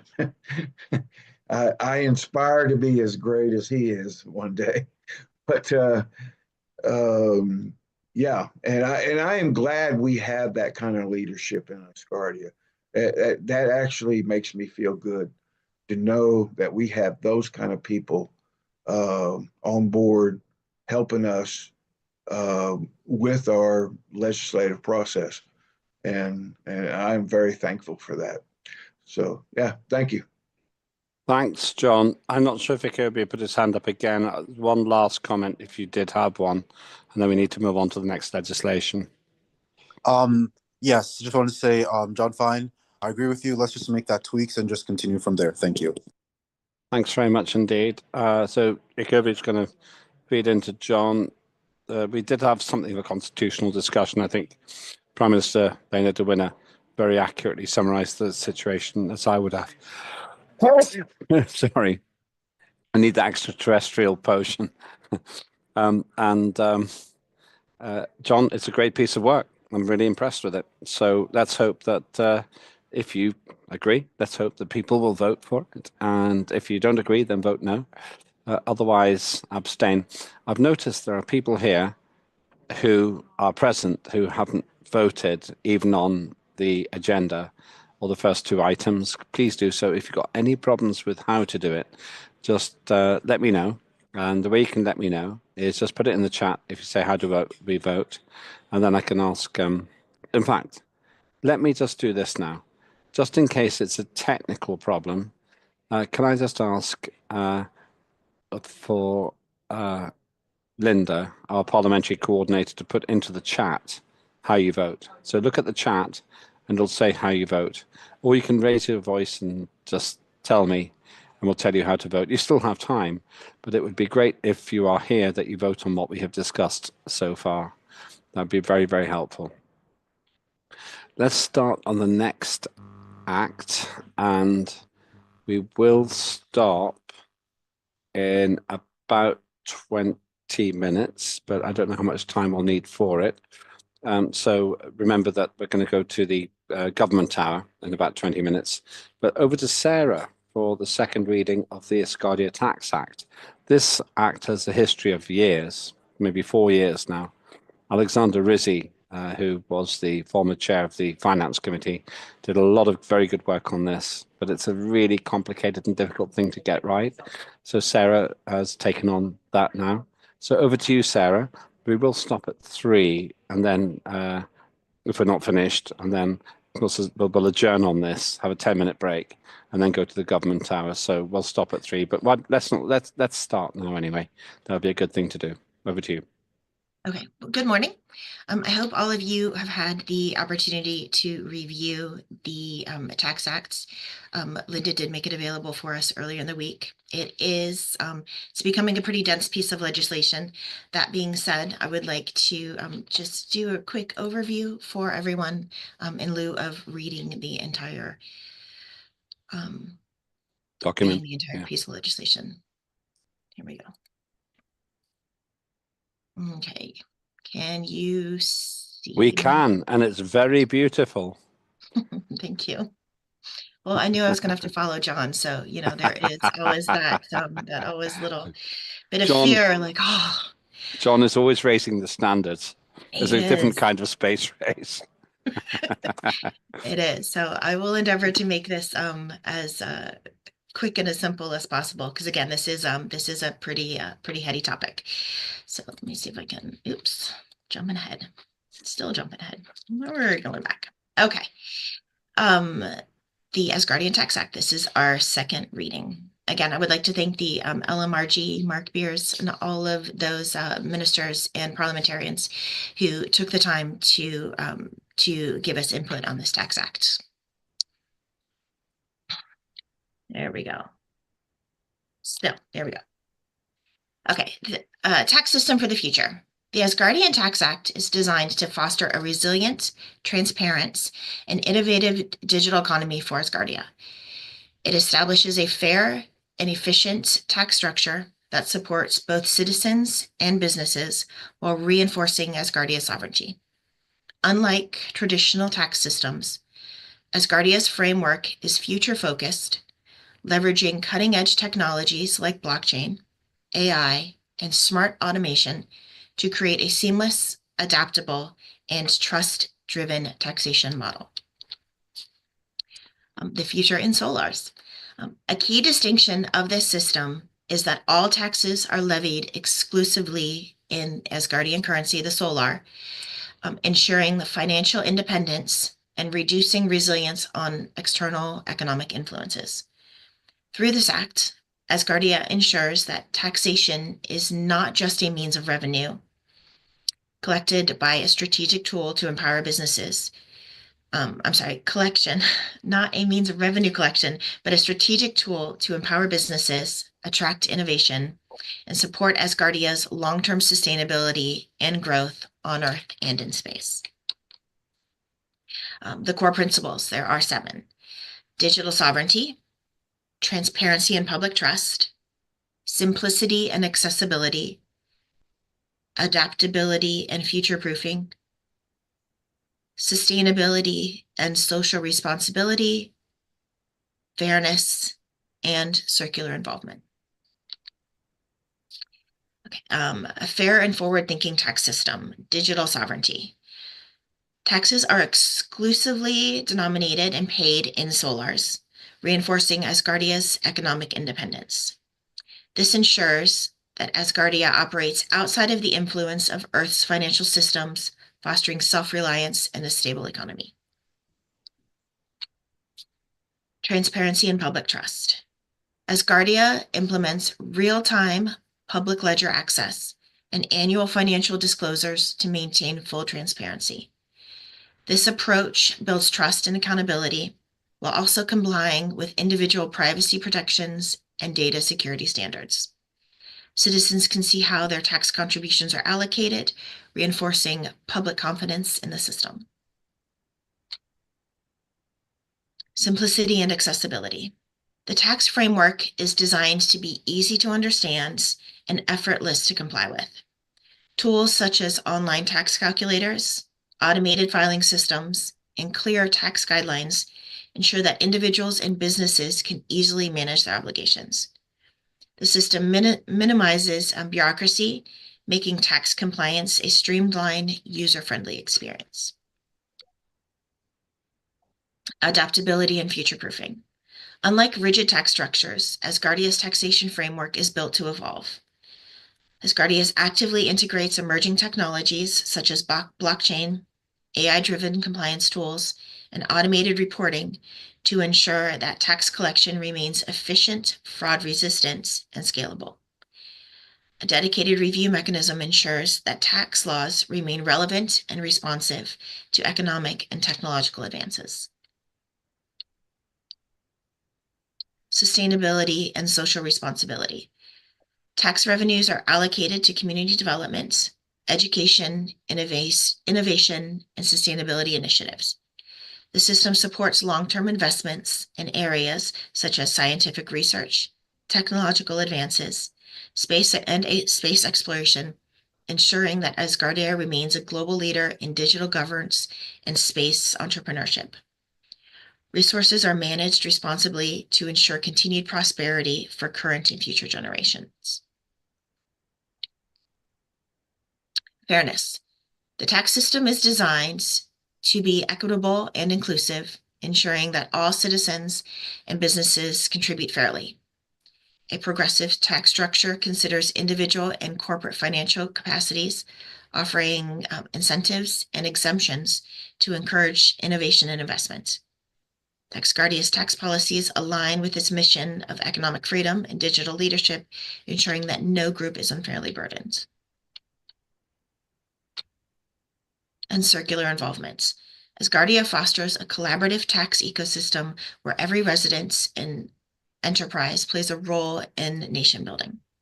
The principle ensures that tax contributions are reinvested into Asgardia's economy, creating a sustainable loop where everyone benefits. Whether through business incentives, scientific grants, or social investments, taxation is structured as a mutual commitment to Asgardia's success. Tax categories. Again, for more information, please see the legislation itself. I'm just trying not to burden everyone with a massive amount of information and just do our best to give a quick overview. Tax categories. First, territorial. A tax levied on enterprises operating commercial business transactions, whether digital or physical. Sorry, I'm slowing down. Within the territory of Asgardia Space Nation. Residential. A fixed term residential tax in the form of a fee paid annually by residents joining Asgardia for the first time or those renewing their resident fee status. Contractual. Any tax obligations that are assessed during the negotiations of a contract that culminates explicitly for Asgardia Space Nation. Administrative. Tax assessed in licensing, specific fees, civil service, and intellectual property. Voluntary. A social tax applied to voluntary investments in bonds, savings, stocks, insurance, education, business startups, or other investment areas that Asgardia government is authorized to make available. Licensing and intellectual property or IP tax.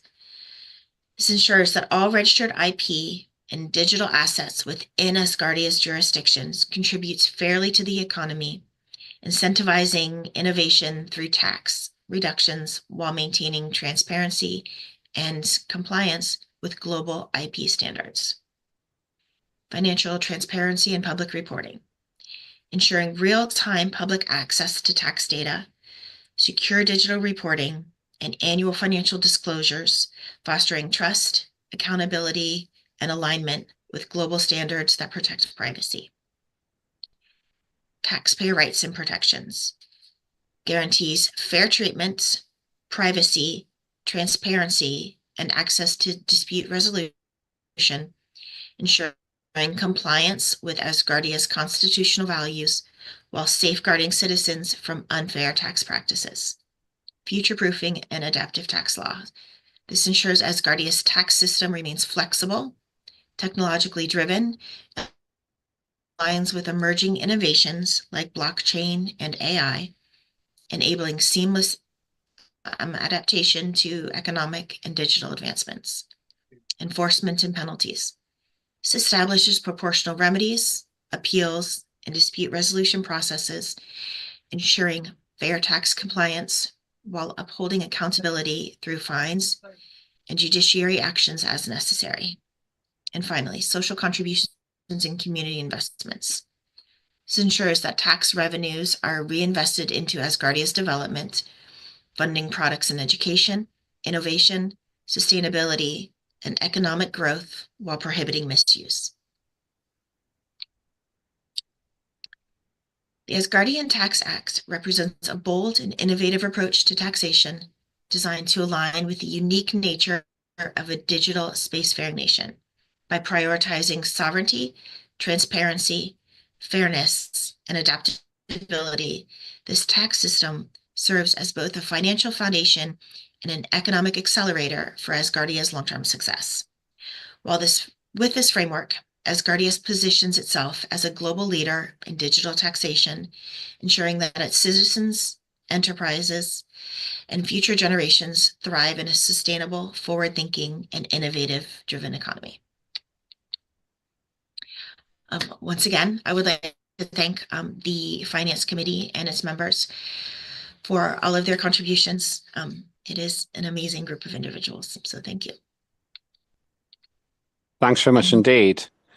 Nice contribution, a wonderful addition to the great work that John's done. He has definitely raised the standard, as does Cheryl Gallagher, our Minister for Culture, in terms of all these things.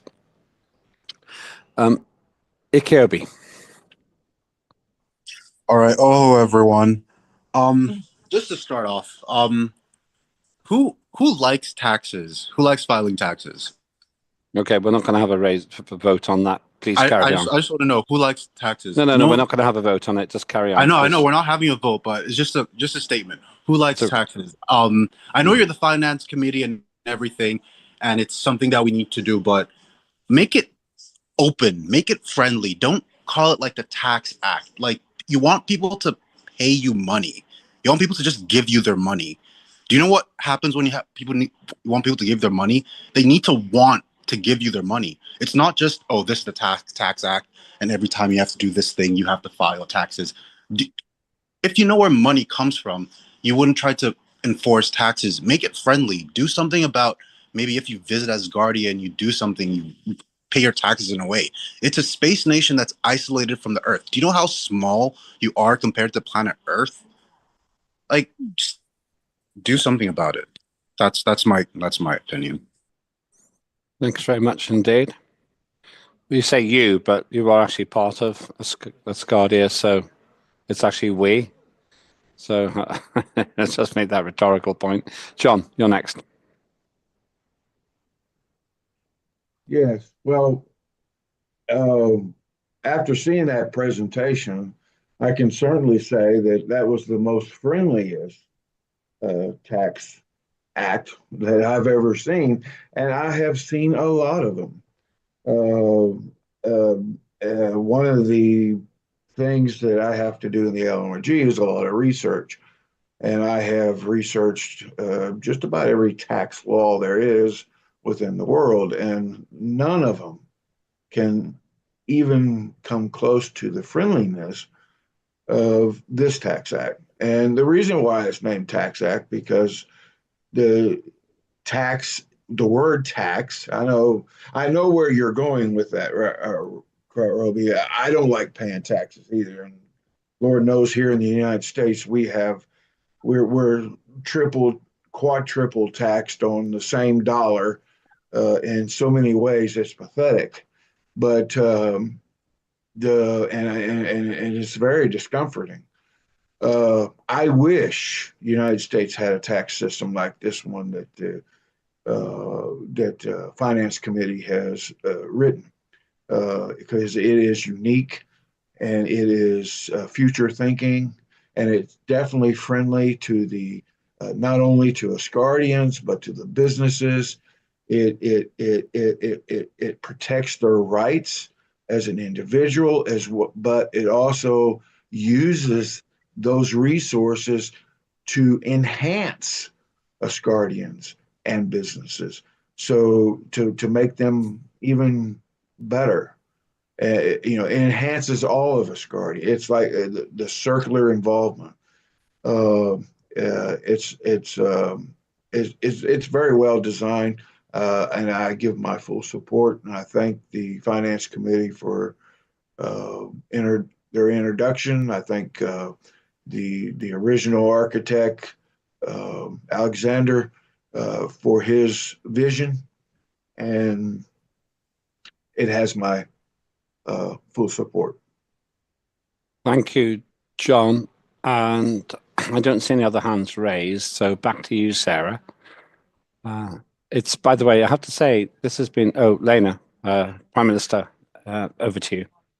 Yeah, I just want to mention that it's also, sorry, I don't see myself on the screen. Am I showing? Yes, I can see you. So that it's part of the concept of the priority legislation, which was developed over the past years. It's inherited from the previous session of Parliament.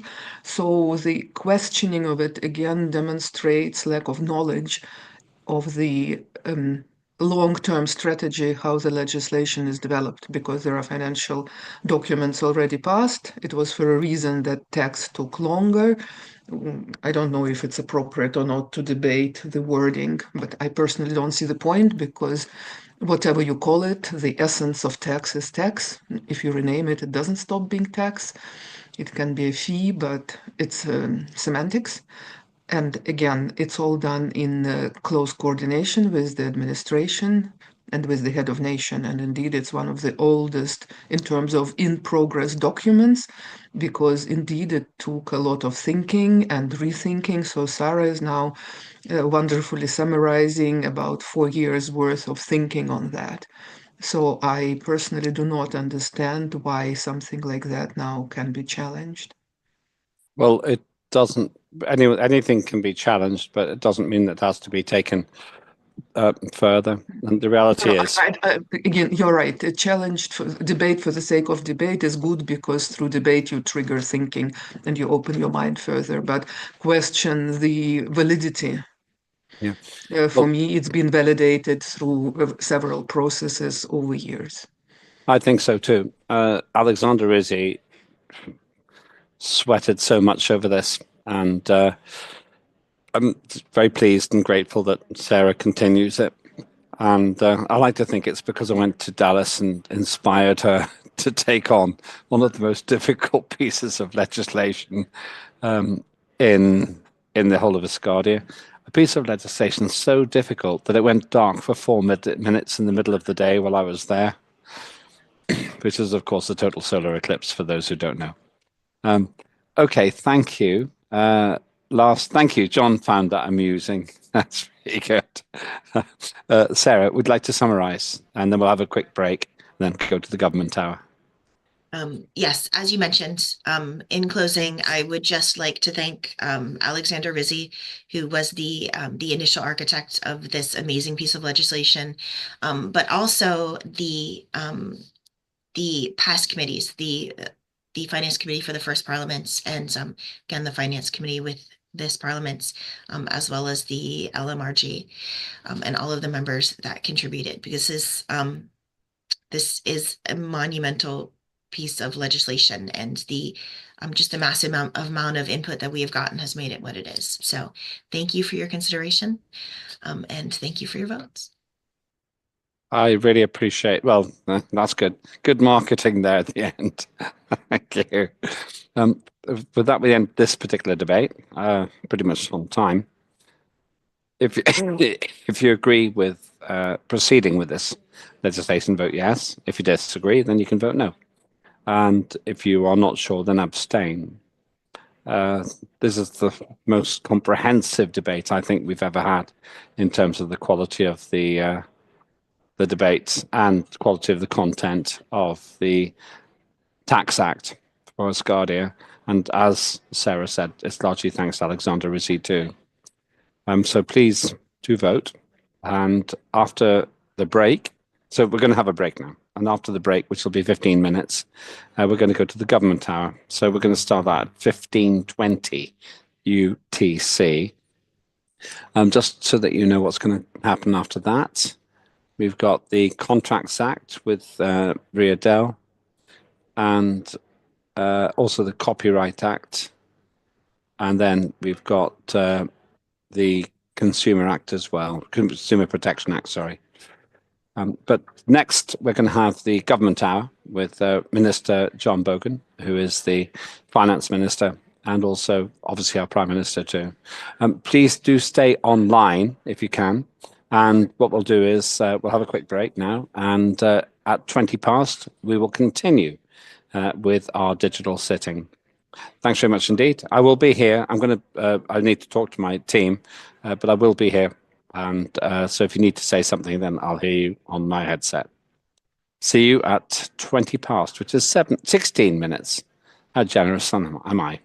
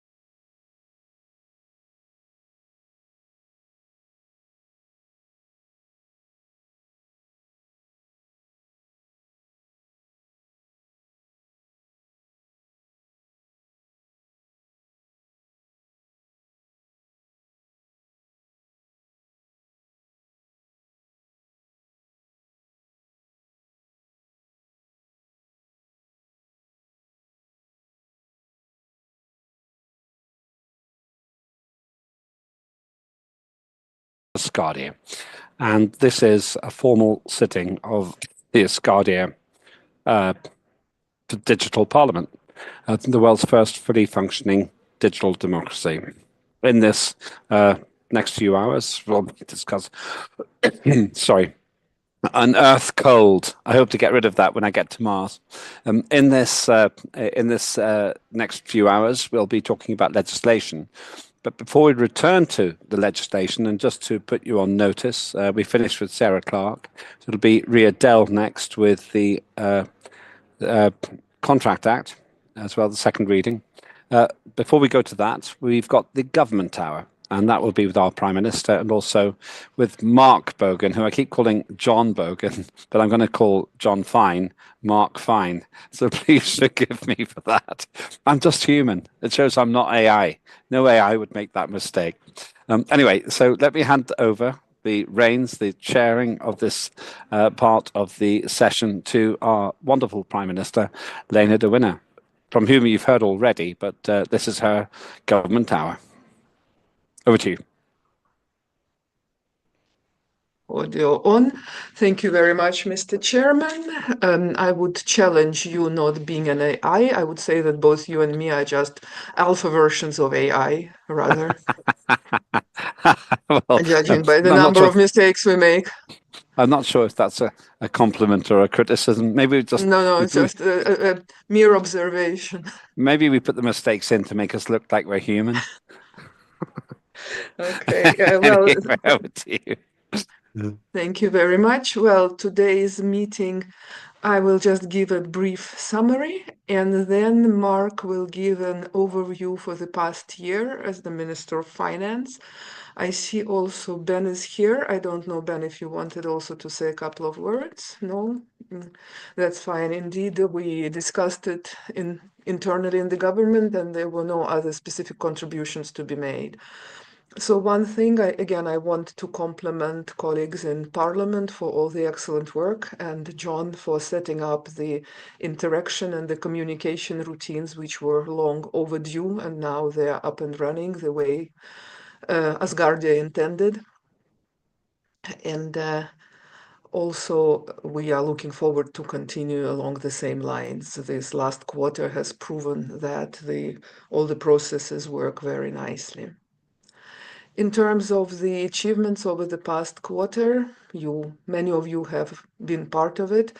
Due to the efforts of Cheryl Gallagher, Minister of Culture, Asgardia is part of the launch to the moon, and we have had live coverage of the event, and it's on the way to landing. So the landing is scheduled conveniently on Lambert's 60th birthday. So we are planning an online birthday party where as planned.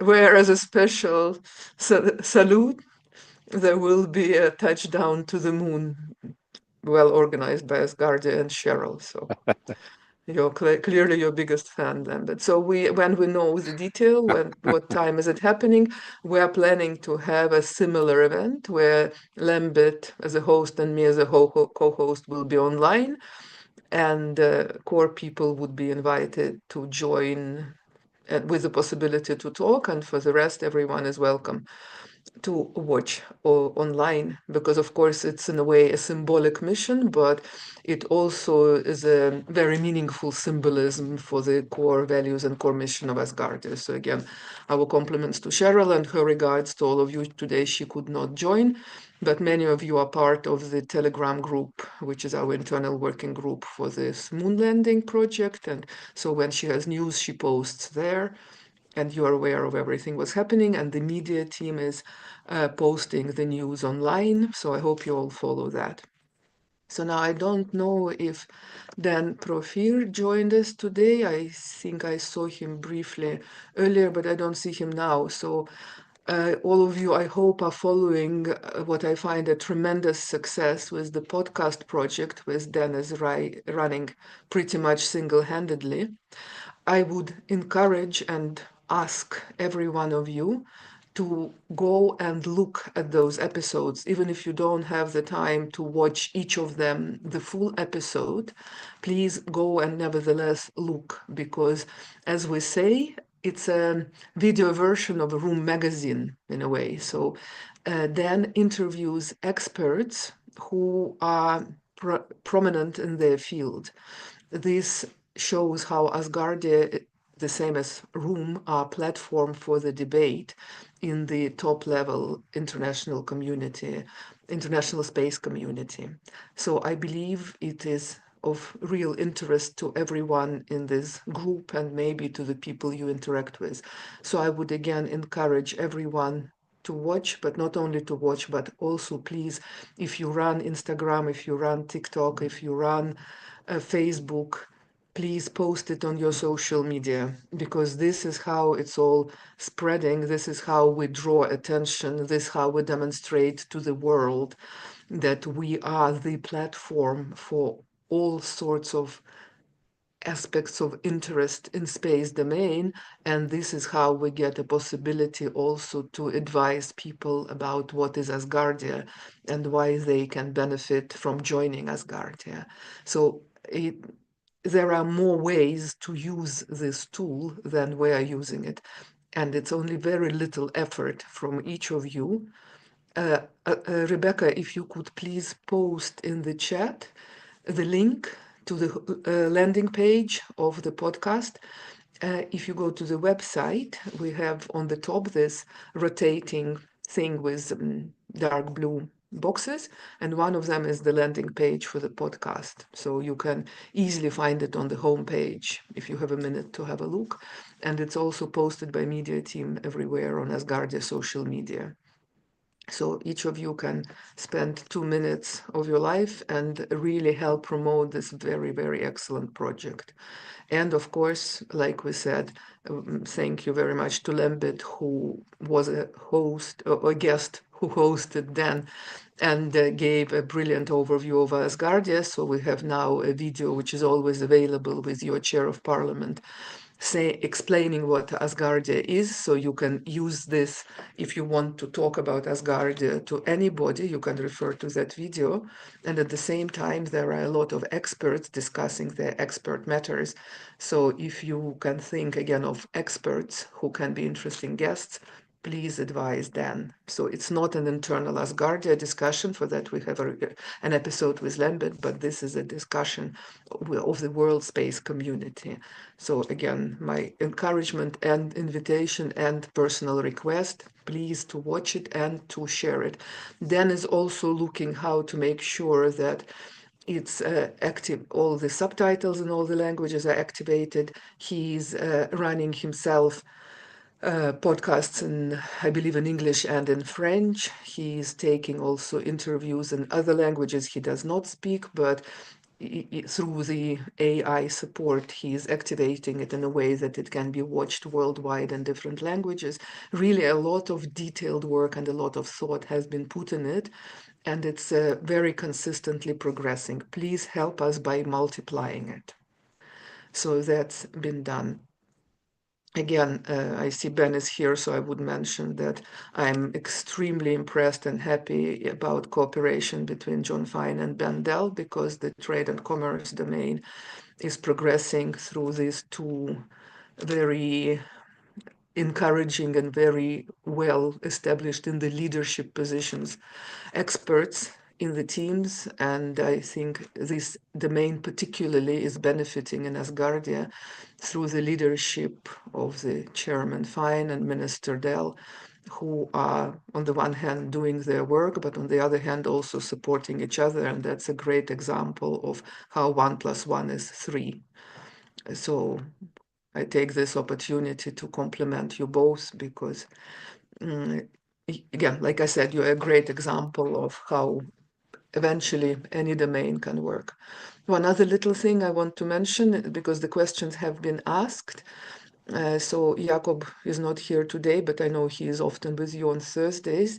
He is running this pilot prototype of Institute of Standards. One of the things in standards which has been developed and listed there is the templates for presentations. So it's wonderful. A lot of beautiful presentations are made to show the work, to share the work. But if you want to refer to the basics, the basic templates are available actually. So developing further into artful ways, the way we saw it today from Sarah or from John, it's beautiful. But if you need to produce a lot of documentation, or if you need to go somewhere to be sure you are branded in a corporate way, all that is available within the site which Jakob Mulder is running. So please do not hesitate to ask him. He would be delighted that people use the information which is already on the Pilot Institute of Standards site. And as we do twice a year, after the 6-month cycle is closed and after the full year cycle is closed, Minister of Finance gives an overview of the past period. So now I would like to ask Rebecca to switch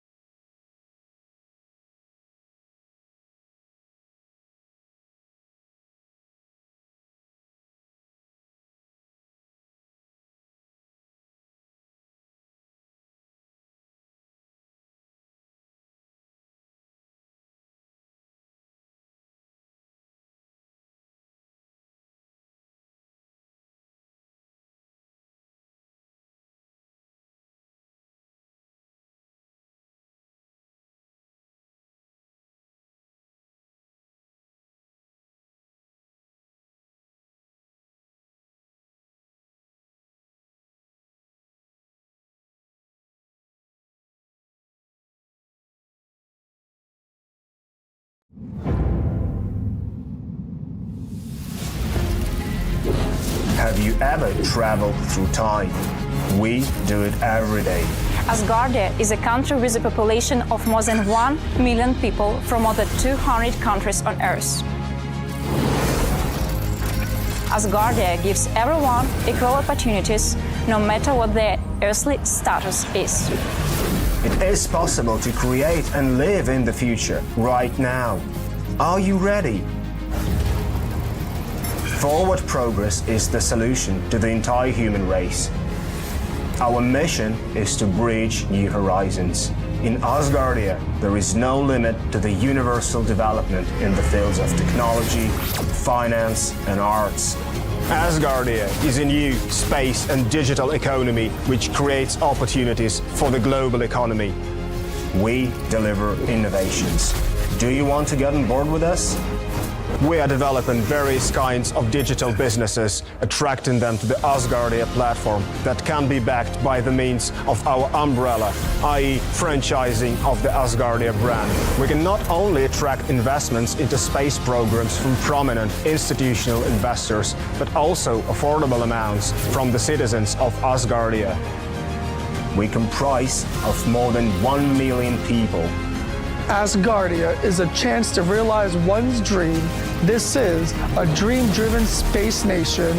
Asgardia is a chance to belong to a community of free-thinking enthusiasts, goal-driven dreamers, and fearless innovators, theorists, and scientists.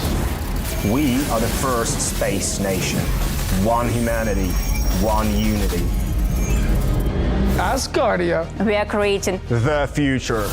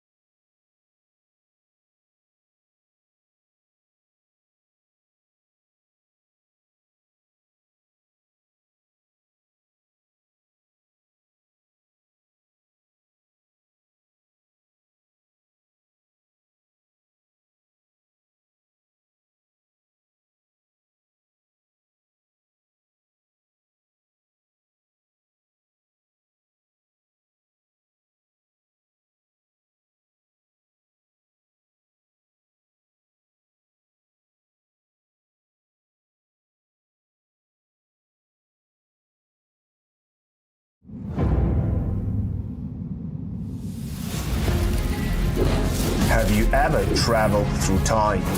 We do it every day. Asgardia is a country with a population of more than 1 million people from more than 200 countries on Earth. Asgardia gives everyone equal opportunities, no matter what their earthly status is. It is possible to create and live in the future right now. Are you ready? Forward progress is the solution to the entire human race. Our mission is to bridge new horizons. In Asgardia, there is no limit to the universal development in the fields of technology, finance, and arts. Asgardia is a new space and digital economy which creates opportunities for the global economy. We deliver innovations. Do you want to get on board with us? We are developing various kinds of digital businesses, attracting them to the Asgardia platform that can be backed by the means of our umbrella, i.e. franchising of the Asgardia brand. We can not only attract investments into space programs from prominent institutional investors, but also affordable amounts from the citizens of Asgardia. We comprise of more than 1 million people. Asgardia is a chance to realize one's dream. This is a dream-driven space nation. Asgardia is a chance to belong to a community of free-thinking enthusiasts, goal-driven dreamers, and fearless innovators, theorists, and scientists. We are the first space nation. One humanity, one unity. Asgardia. We are creating the future.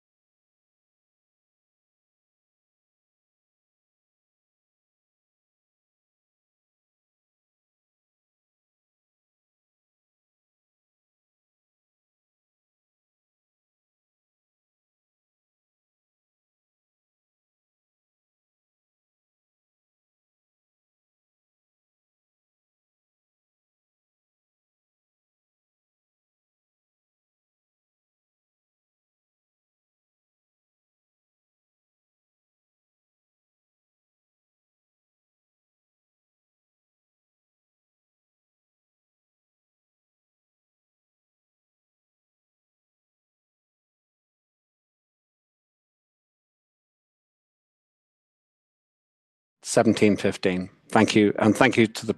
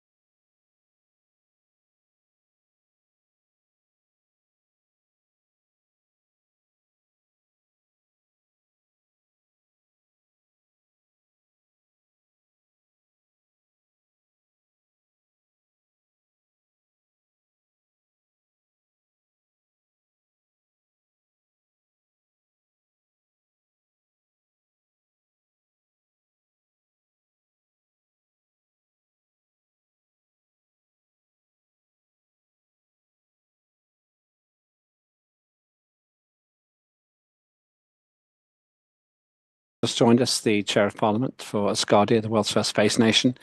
We have got most of the work done. We have three further items, all of which are probably fairly short, but we'll take whatever time we need. We've got till 2100 hours if we need it. I'm guessing we'll need about 75 minutes. That's my guess, but we'll see how it goes. Next up, we have something we've just been discussing, the Asgardia Contracts Act second reading, and for the avoidance of doubt, and so that we don't repeat debates that we've already had, we are discussing the published version of this, and I am not going to entertain the prospect of having amendments today. We can make suggestions for change. They need to be specific, but we're voting on the second reading of what has been published and translated. And for that, we have Ria Dell, who is the Chair of Equity and Resources. Ria, over to you. Good day, everybody. Just let me share my screen with the correct version.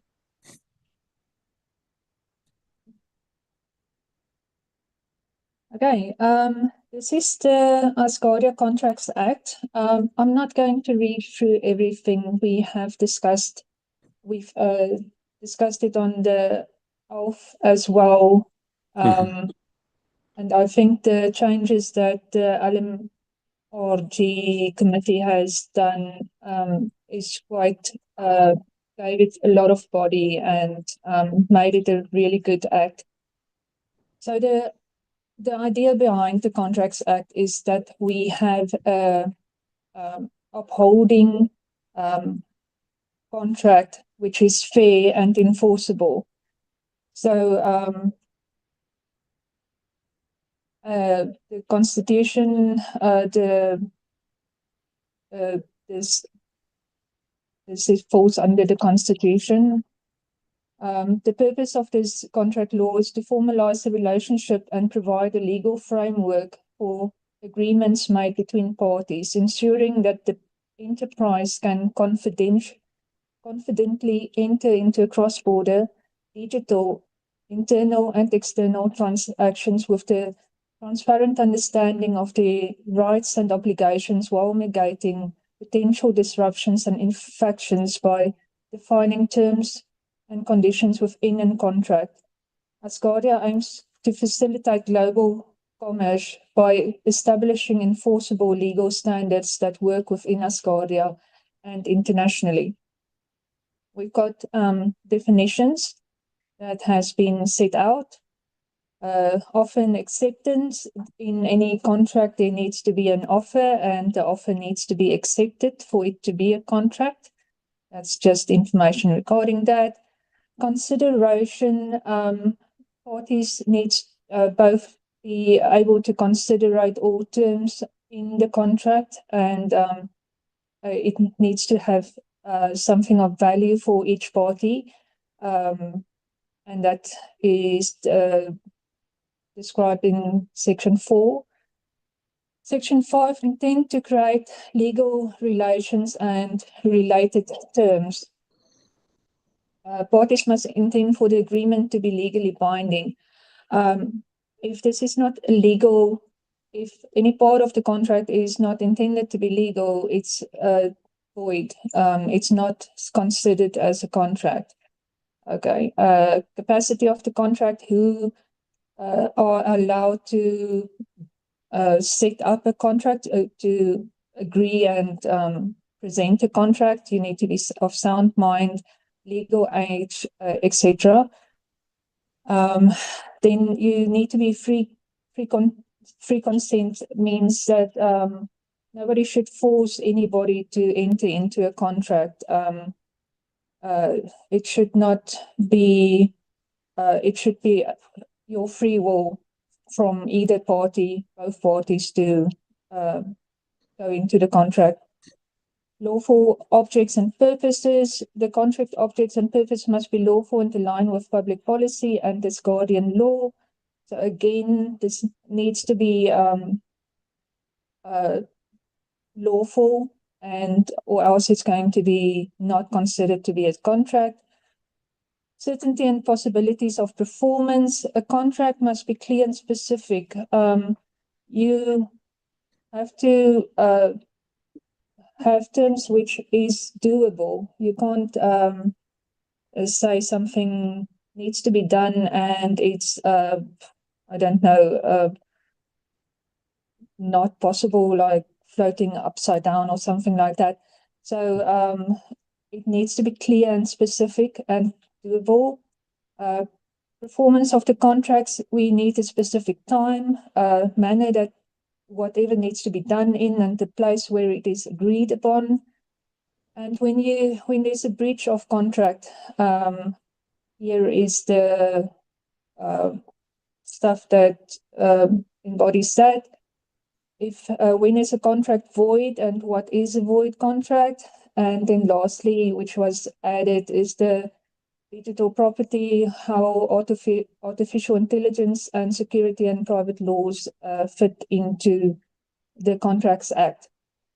This act does touch on other acts that which has already been written into law.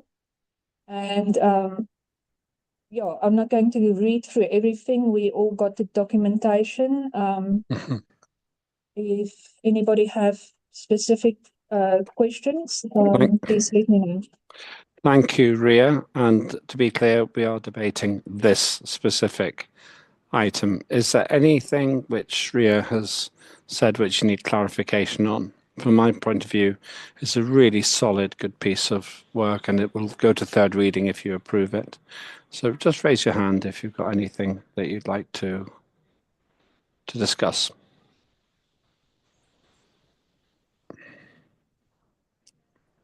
We have inadvertently spoken about all this at some length already, so.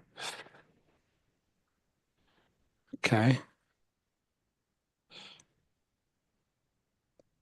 Okay, I'm just checking. John. Yes, well, I again want to bring a LMRG perspective to the legislation.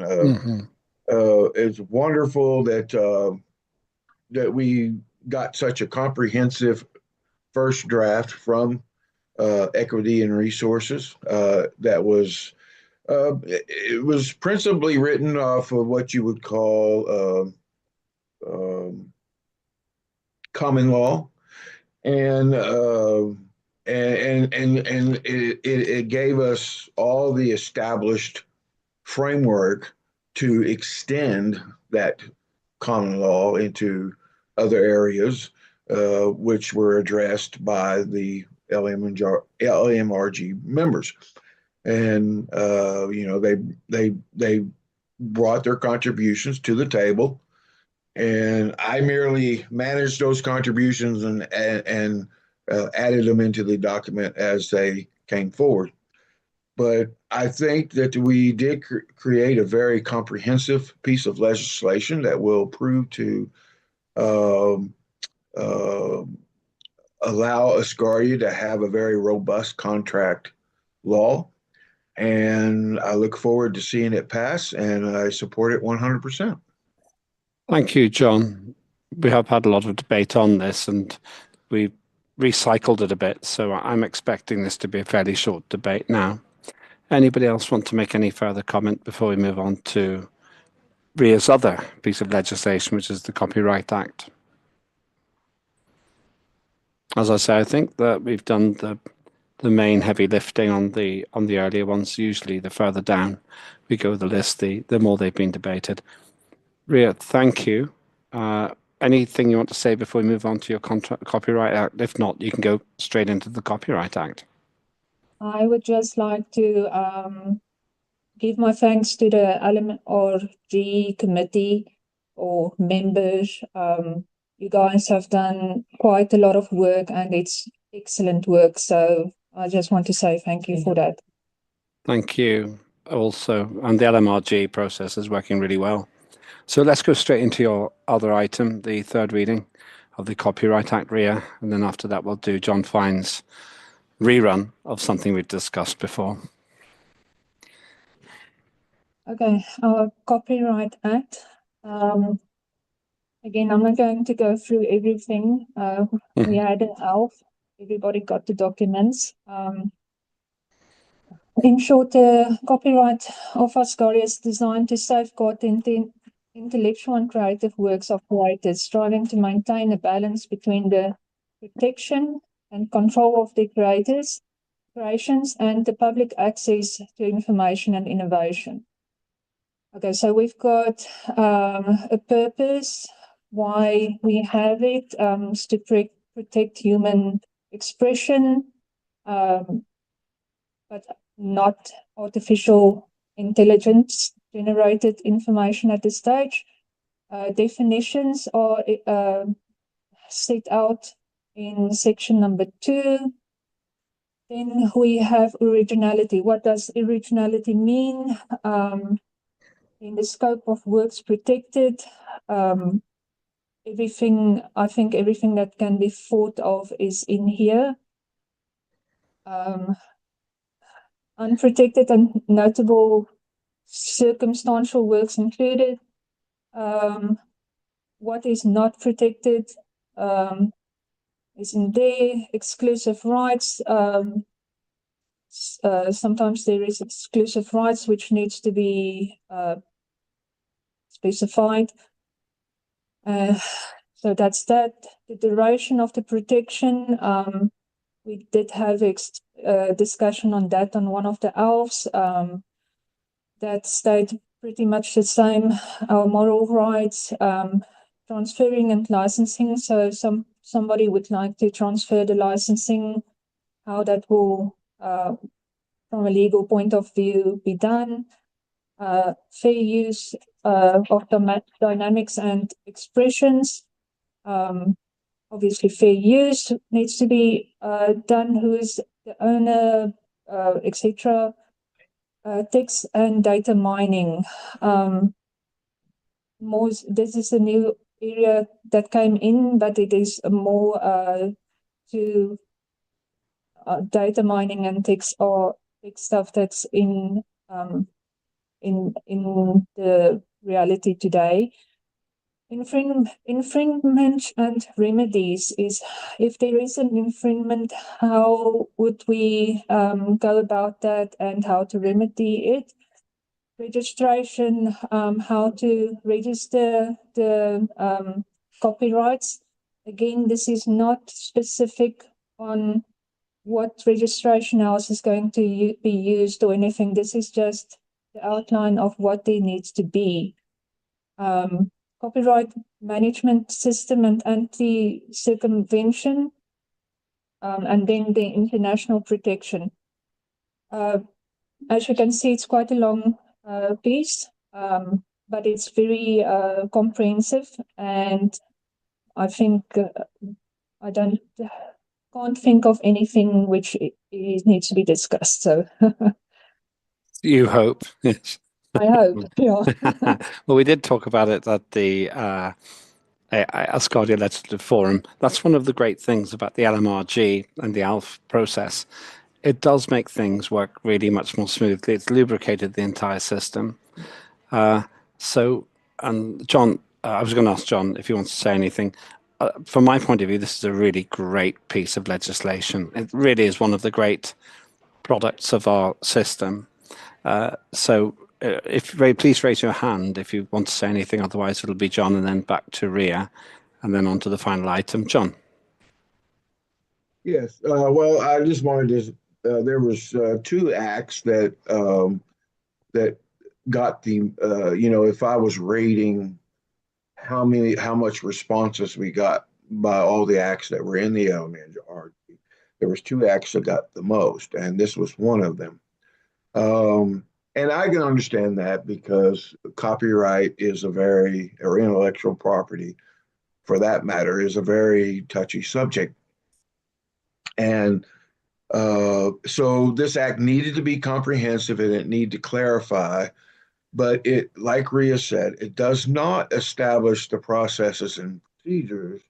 It merely clarifies the realm in which those processes and procedures should be developed in. I guess you could put it that way. I may be wording it wrong, but it does give the environment. And and of course, it stays to the context of the Asgardia Constitution throughout the whole entire document. And it also honors other legislative acts that have already passed. And again, this is like there's a process, and even in the LMRG, that where we try to match it up to certain areas. And like I said earlier, all 12 ministries of Asgardia may actually be involved in any legislation. It depends on what initially is put into that legislation. And I want to thank Rhea and her committee for the very comprehensive initial legislation that they submitted into the LMRG that gave us all that we needed to develop it just a little further, for clarification or other aspects that may need to be clarified. And so, yes, and I do give my approval 100%. I think that, like the chair said, this is a very, very well put together act. And I look forward to seeing it pass and going to get the decree, or going through the process of eventually getting a decree by the HOA. Thank you. Thank you, John. Anybody else? As I say, the further through the process a piece of legislation goes, the less feedback we tend to get, because obviously we've talked about it really 6 times now in terms of ALF, digital sitting, ALF, and now sitting. Okay. Last word to you, Rhea. Looks like you're getting an easy ride today, and then it's on to John. I'll serve notice. And you should get a Rhea. Okay, so I really thank the LMRG committee. What I want to thank this time is for my committee, we do the digital writing meetings, which is a little bit strange, but it works. And I just want to thank all the input that I got and the support. Thank you. I appreciate it. Thank you, Rhea. As with everything else, if you support this document, this legislation, please vote yes. If you disagree, then vote no. And if you're not sure, then please abstain. And you can vote for this now. Once again, to say, please do vote. There are some people here who attend but don't vote. It would be much better if you actually turn up and vote as well. That's the whole point of you being here at the end of the day. So do please vote if you can. And we've got one more item to go today. But basically, that would be absolutely fantastic if we can move on to that now. So the final item today is the Asgardia Consumer Protection Act third reading. Now, this has got an interesting history because we got the changes we wanted before the last sitting, but it was so late we couldn't make the changes in time. So we had an indicative vote, which was yes, but we thought we'd bring it back here again. Since then, the LMRG was set up, the Legislative Merit Review Group, run by John, who happens to also be in charge of this piece of legislation. So let me hand it over to John, and hopefully this is the last time we discuss this piece of legislation, John. Over to you. Thank you, Lambert. Thank you. Yes, this piece of legislation has a long history.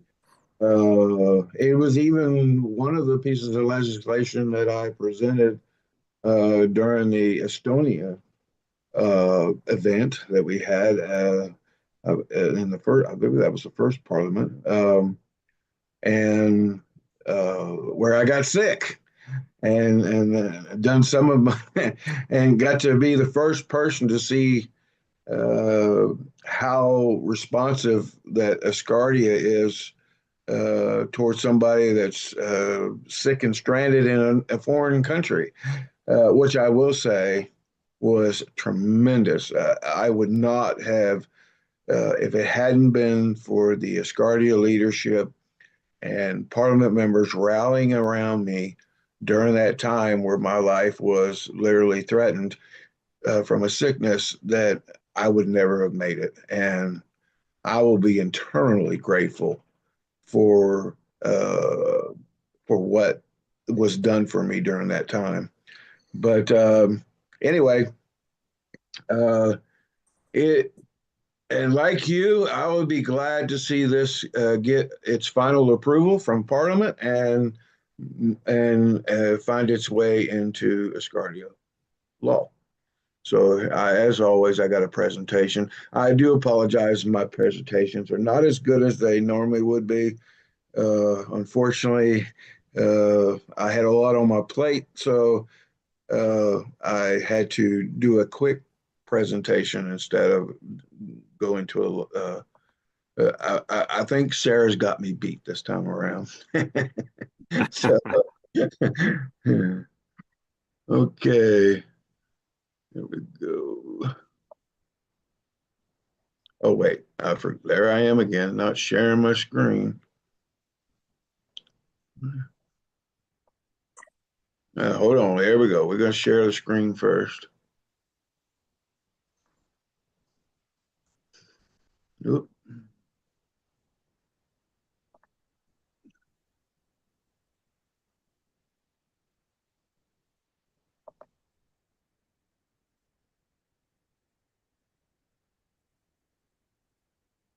Yep, we can see it. Okay, introducing the Asgardia Consumer Protection Act. And brought to you by, of course, the Trade and Commerce Committee.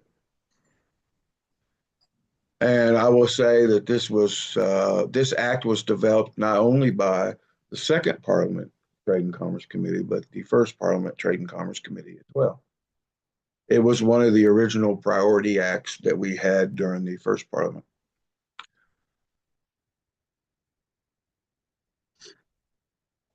The Asgardia Consumer Protection Act aims to empower consumers, ensure fair and transparent markets, and promote trust.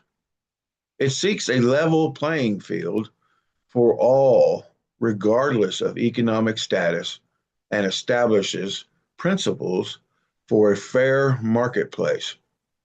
The Act promotes consumer confidence, efficient regulation, impartial dispute resolution, and protection of consumer rights, and encourages transparency, excuse me again, and sustainability for economic growth.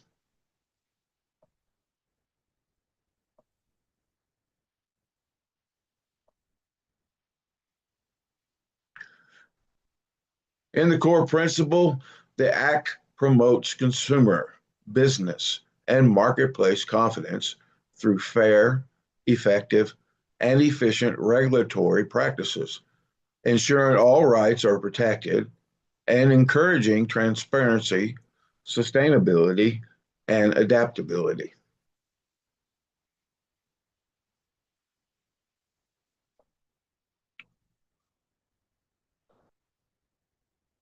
As far as the purpose and the definitions, the Act aligns with the Asgardia Constitution, relevant statutes, UN consumer protection guidelines, and international practices, defining terms such as goods, services, supplier, producer, consumer, and transaction.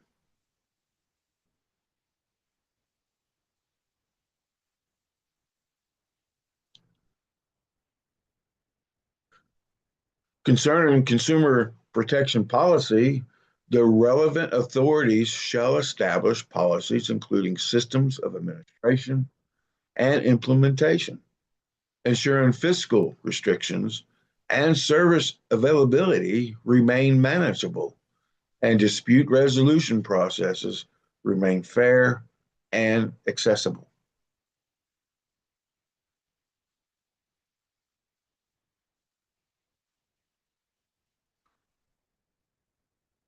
When it comes to consumer identity and complaints, a consumer is any individual or enterprise engaging in legal transactions. and all consumers have the right to lodge complaints with the entity from which they acquired goods and services, or through the Trade Investigative Authority.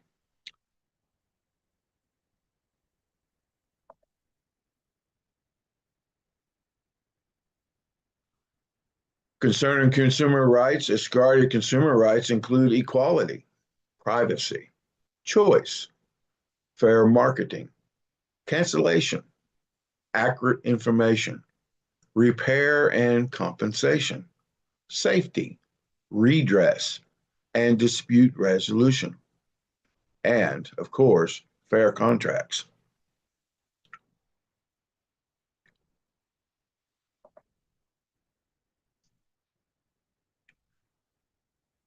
The evolution of consumer protection, the Act is provisional and will evolve as Asgardia grows, promoting sustainable development and encouraging the creation of legal instruments to enhance provisions.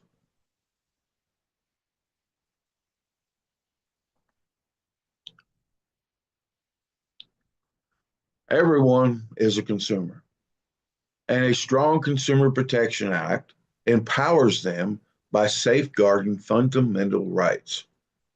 This act enacts pillars ensuring security, equality, fairness, and transparency in the marketplace.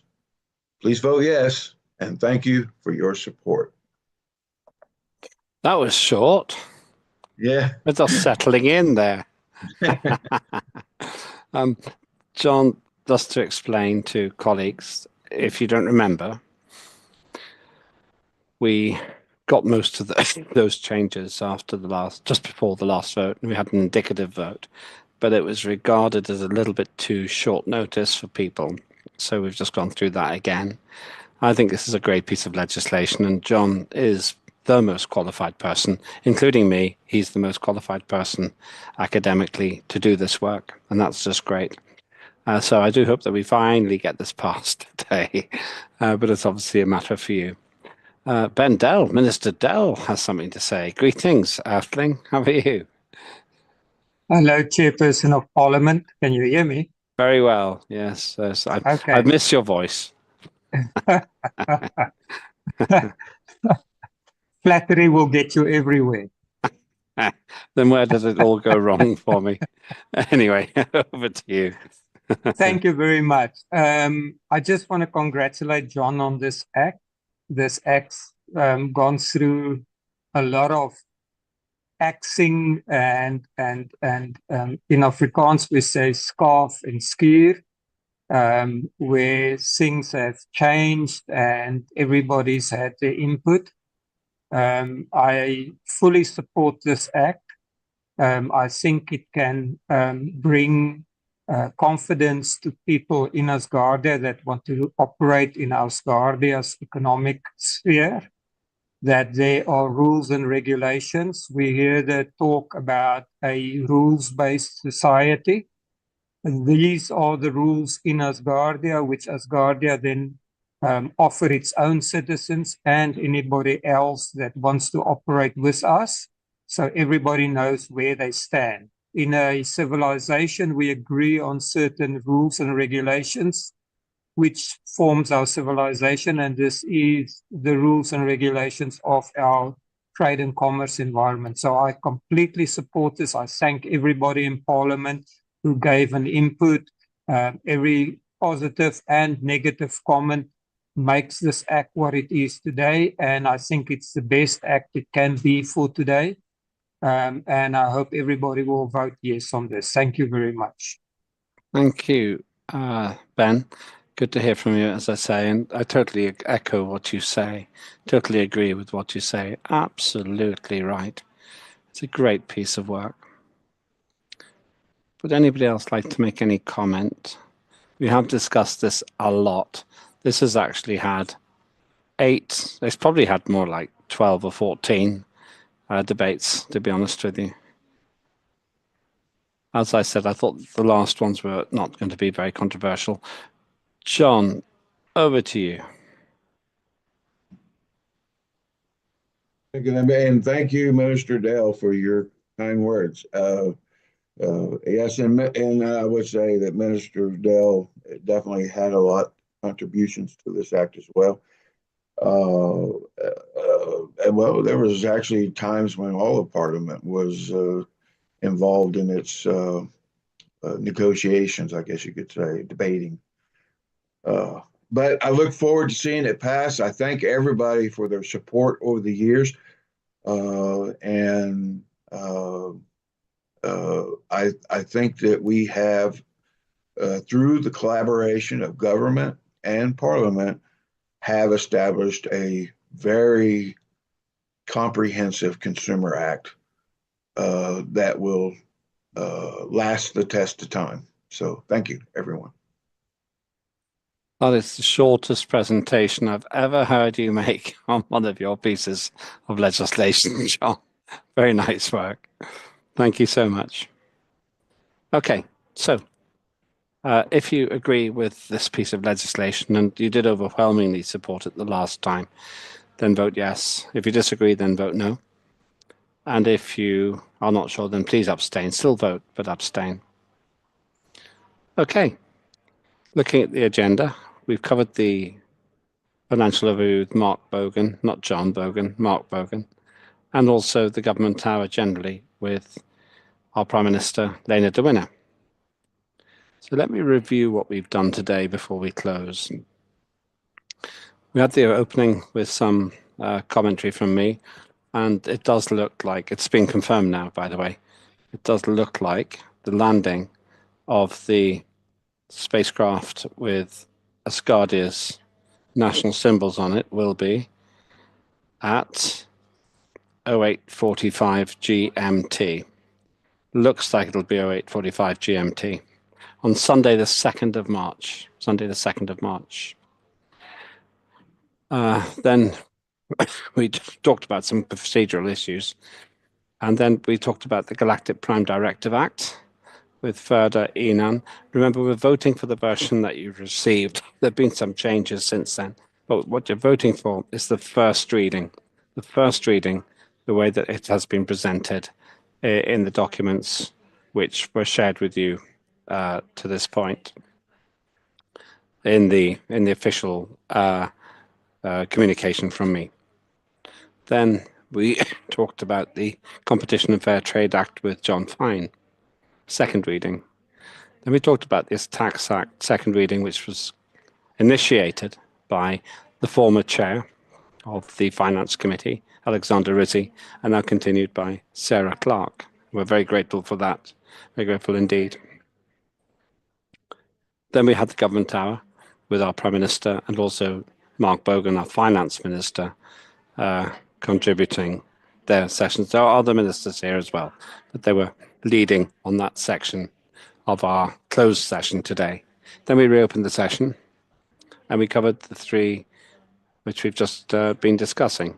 Riadel's Asgardia Contracts Act, second reading, which is a recycle because there were a lot of changes to it.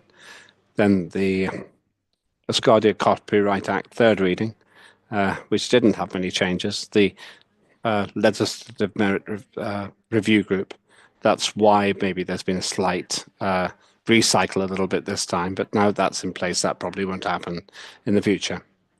So we got the Copyright Act, third reading with Riadel, and just now John Fine's Consumer Protection, third reading, which we have already had an indicative vote for, but this time it's an official vote.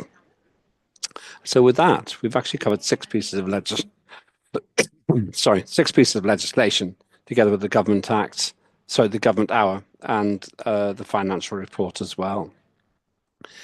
I predicted we'd be finishing between 17:30 and 18:30, so I got that just about right.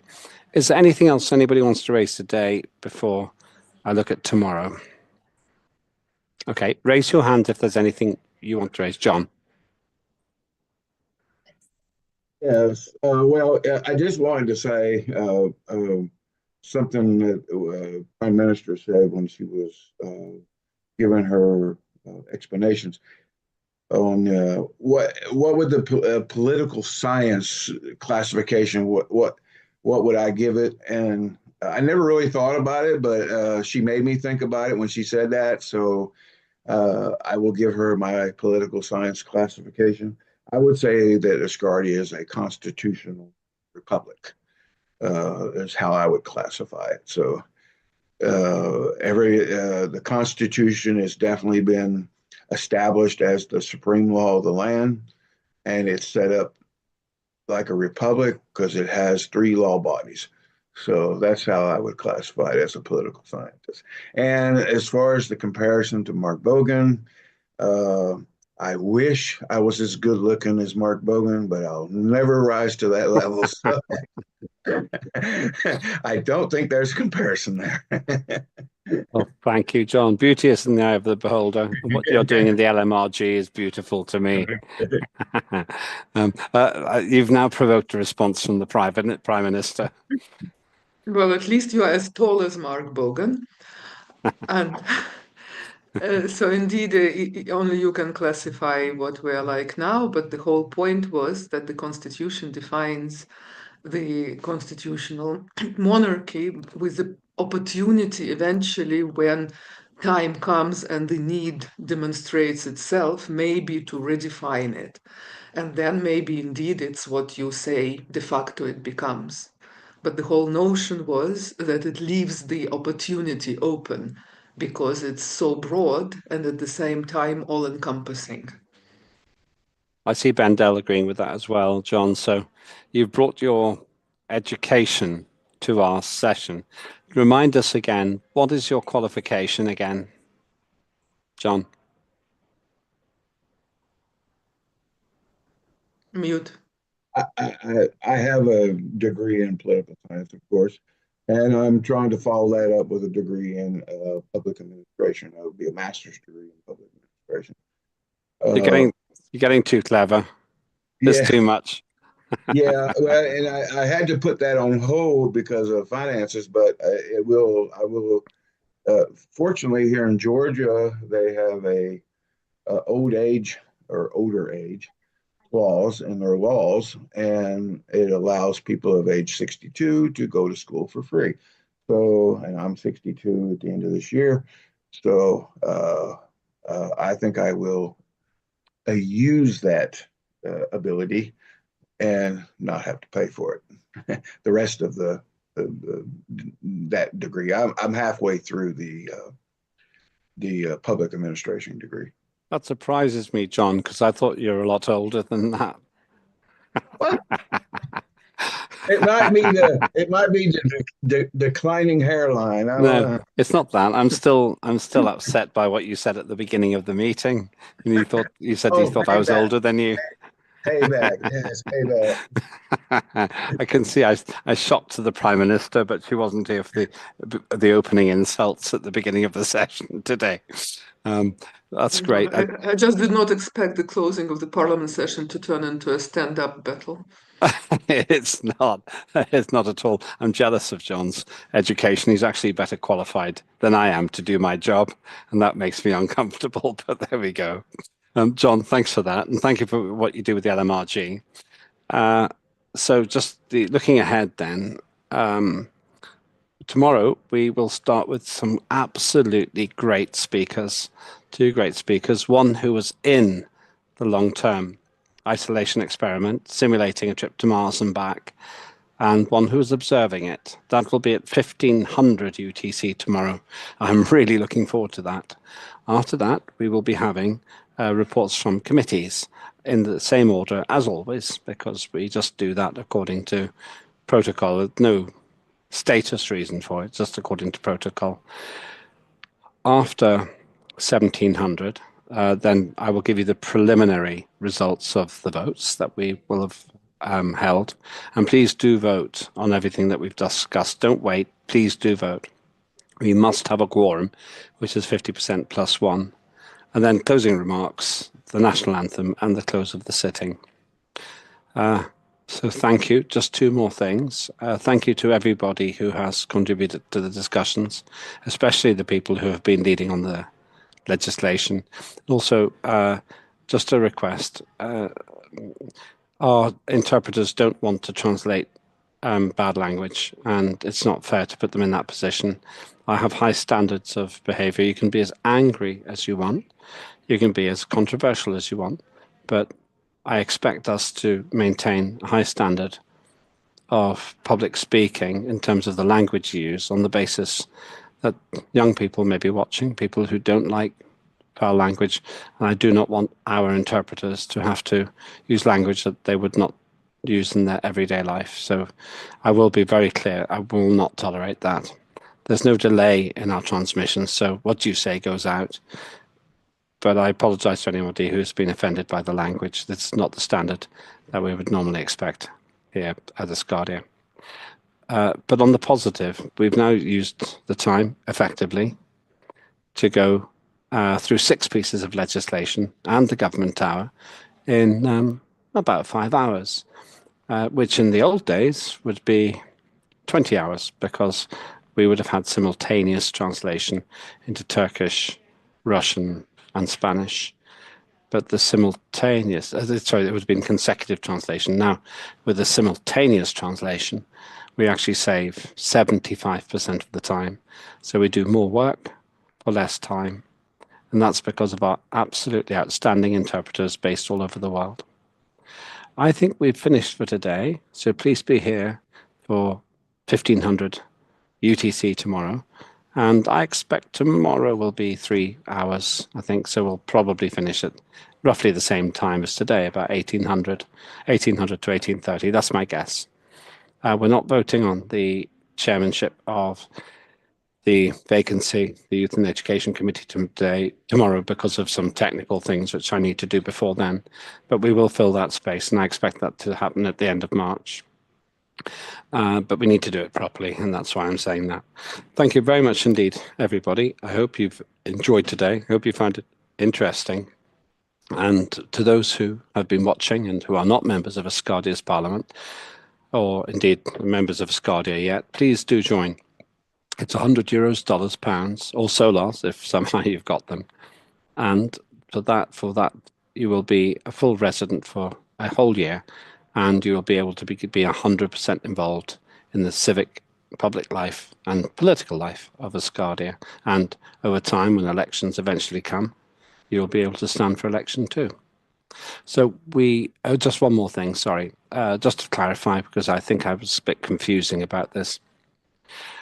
There's a spacecraft heading to the moon with Asgardia's national symbols on it and some other items too. It's scheduled to land next Sunday, not tomorrow, but in 8 days' time at 08:45 GMT. That's the best guess about the landing time. This is important because it is the first time that Asgardia's national symbols will arrive on another celestial body. They have already been on the International Space Station, thanks to some great friends of Asgardia who are also space pioneers. This time, we're sending our national symbols for really the indefinite future, for millions of years, to be on the moon. Later on this year, some of us will be sending our DNA on a similar spacecraft. So 08:45 is the time next Sunday. I'll remind you again of this at our regular question and answer session next Thursday, but also tomorrow. We are now literally reaching for the stars. Asgardia will have a presence on the moon in 8 days' time. So hopefully that clarifies the commentary that I made before. And we have to thank Cheryl Gallagher. She did so much work as the Minister for Culture to give us a place on that spaceship. Obviously, we don't know how the landing will go, but let's hope that it's a soft landing. Even if it's not a soft landing, we'll still be there. And the best companies on the moon will be able to recover the data, even if it goes slightly wrong. Finally, thank you once again to all of you. And I just hope that tomorrow we'll have that inspirational talk and you will be able to attend. Please, I know I say this a lot, please vote now on the legislation. Don't leave it till tomorrow. And some of you who are present but don't always vote, please do vote. I don't see why you would not vote. It'll take you 2 minutes. If you have any problems, send me an email and I'll tell you how to do it. It takes 30 seconds to do it. I do now vote. In the past, I did not vote because in British Parliament, the Speaker of the House doesn't vote, but we decided that didn't make much sense because I always express my opinion on the legislation anyway. And everybody knows I'm directly involved in its manufacture, in its creation. Though now with John Fine doing the LMRG, the Legislative Merit Review Group, some of the pressure has been taken off me. But I vote, and I voted yes for everything. So it's your call. You don't have to follow me. You don't get punished for opposing the legislation. But please vote yes, no, or abstain. We need to have that quorum, and that will update you tomorrow. So 5 hours into the process, we finished for the day. Thank you, everybody, Prime Minister and everybody else. Have a great rest of the evening. We were up to 54. No, it's actually, sorry, it was 58 at one point. So when we get to 28, I shall close it for today. And with that, and I'll see you tomorrow.